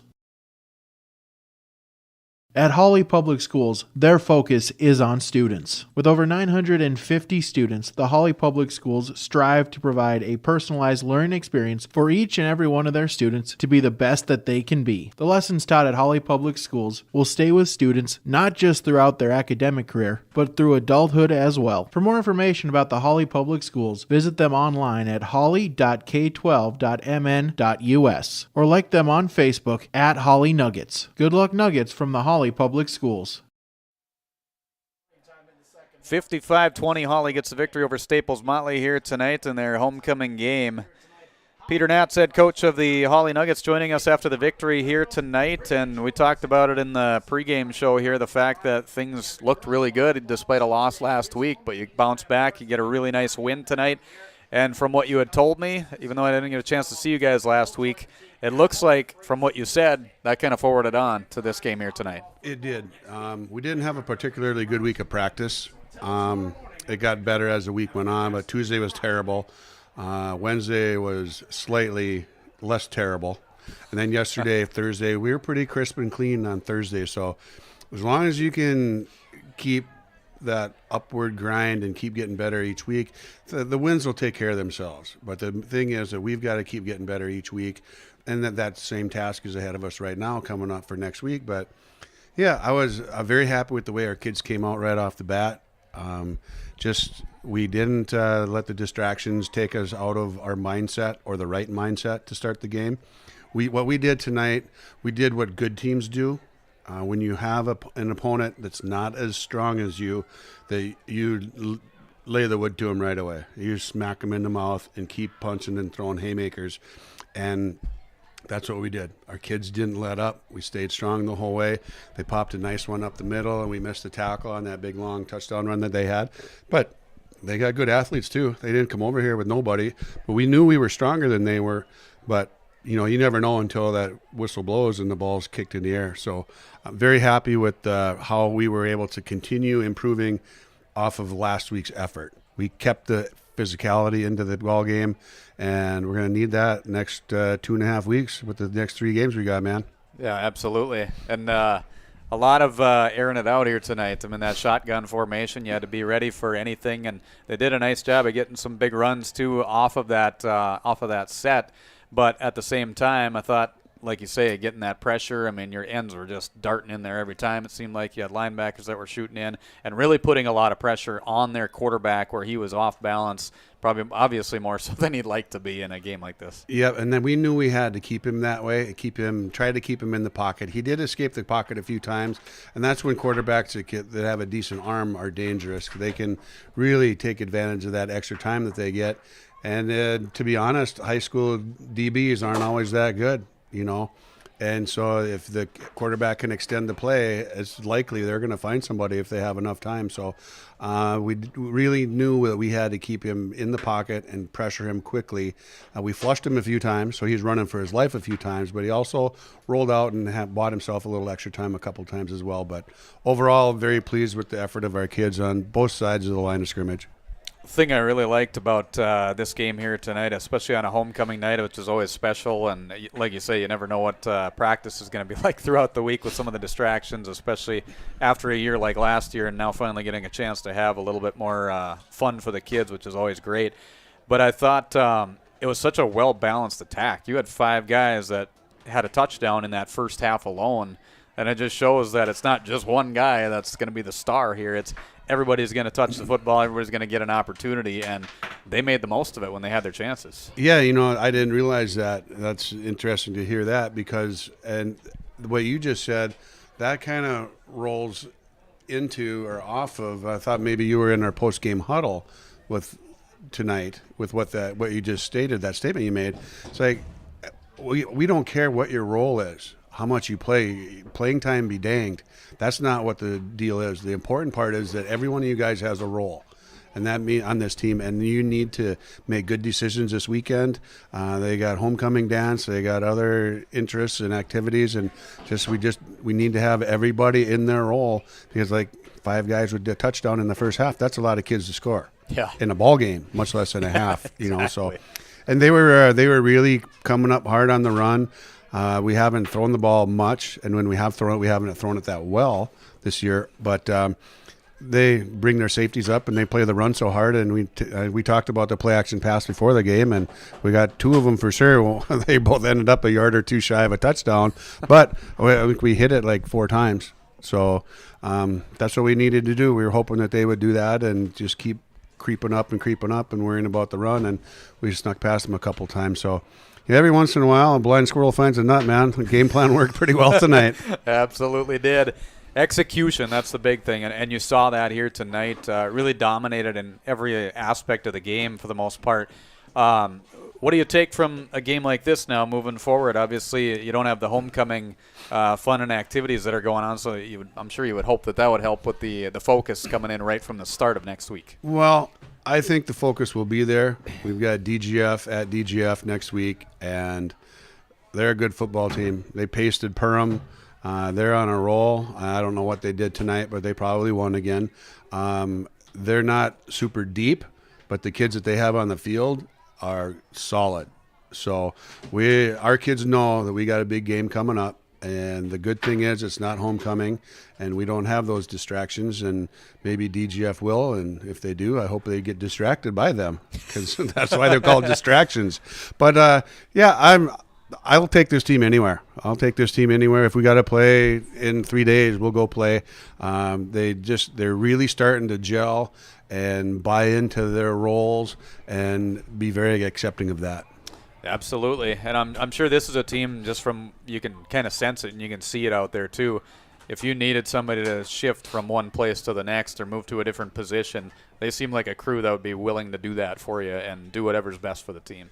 They really do. We've come a long ways with that, and that we've spent a lot of time working on that, a lot of time talking about things like that, and how the best teams are always the ones that are very selfless. And it's not about how many yards I'm going to get or how many carries I'm going to be, or how many times I get the ball. It's that you contribute. And again, with your statement and what we talked about afterwards, we all have a role, and we need to embrace that role and take it like it's the most important role in the world. And that's where good teams become great teams. And we're not there yet, but we're getting better. That's the main thing, is we get better each week, Philco. Absolutely. Like you said, next week is going to be a huge test, because DGF is a stellar program, and like you say, they're having a great year this year again too. Yeah, old Tony, he's had our number for a while, and it's been a while since we've gotten a win against those guys. It's been a couple of years since we played them, but yeah, it's down the road, just a little bit of a piece, and then we got to play them. So I'm looking forward to a good week. The weather's going to be favorable, so might have to throw another wrinkle or 2 in there and try to catch somebody by surprise. You never know. There we go. Sounds good. As always, appreciate the time. Congratulations on the victory and the homecoming night for the guys, and good luck next week on the road, and a couple road games you got coming up here. So we got a couple. We got to get ready for one. Then we'll play the other one after that. Absolutely. Sounds good. Peter Nats, head coach of Hawley, joining us after the win on Friday night, 55-20 over Staples Motley. Have a great night. All right. Thanks. You too, man. All right, post-game show. We'll take a quick break. We'll come back. We'll name our star of the game, brought to you by Enbridge. It's on the way next. A Country offers a wide range of internal growth. If you have a goal in mind and you put your mind to it, your successes can be endless. There are so many jobs within this company that you can rotate into. I like challenges. A Country gives me challenges. Yeah, A Country is a great place to work. There's plenty of flexibility. You're never tied to your desk. There's a team here that is always there for you. Yeah, grab your role and run with it, and always be aware of the opportunities, because they're in front of you.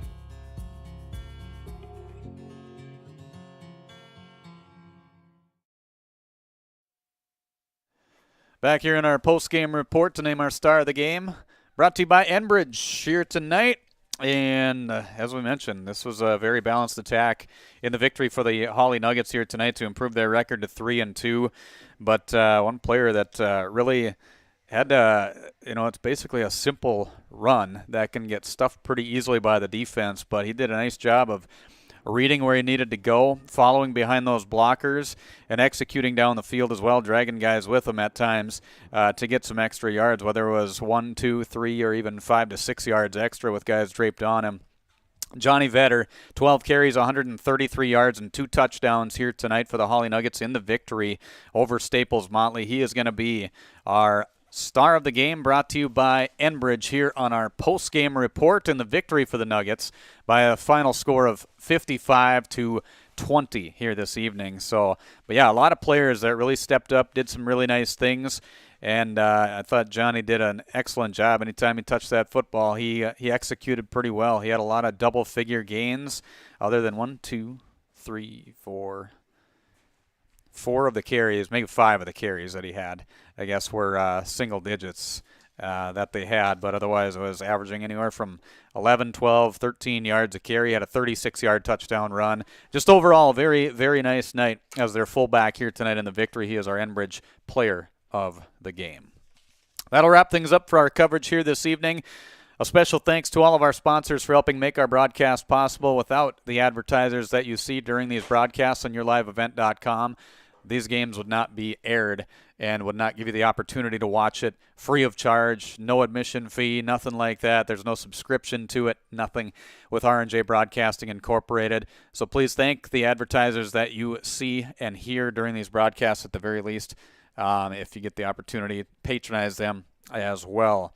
My thanks to Nathan Stoa, bringing the color commentary once again here tonight. Always fun working with Nathan and getting that opportunity. We always, it seems like we team up and do a fairly decent job anyway, I think, hopefully. Hopefully you feel the same. To Braden Aldinger as well, manning the camera here tonight, always does a great job, and it keeps things into perspective for you back at home to be able to view the game that you do on yourliveevent.com. I'm Kurt Fillion. I hope you have a great night and a great weekend. Signing off from Dale Scholarwood Athletic Complex. Homecoming 2021 was a good one for the Hawley Nuggets in a victory 55-20 over Staples Motley here tonight. You have yourself a great night, drive safe, and have a great weekend, everyone.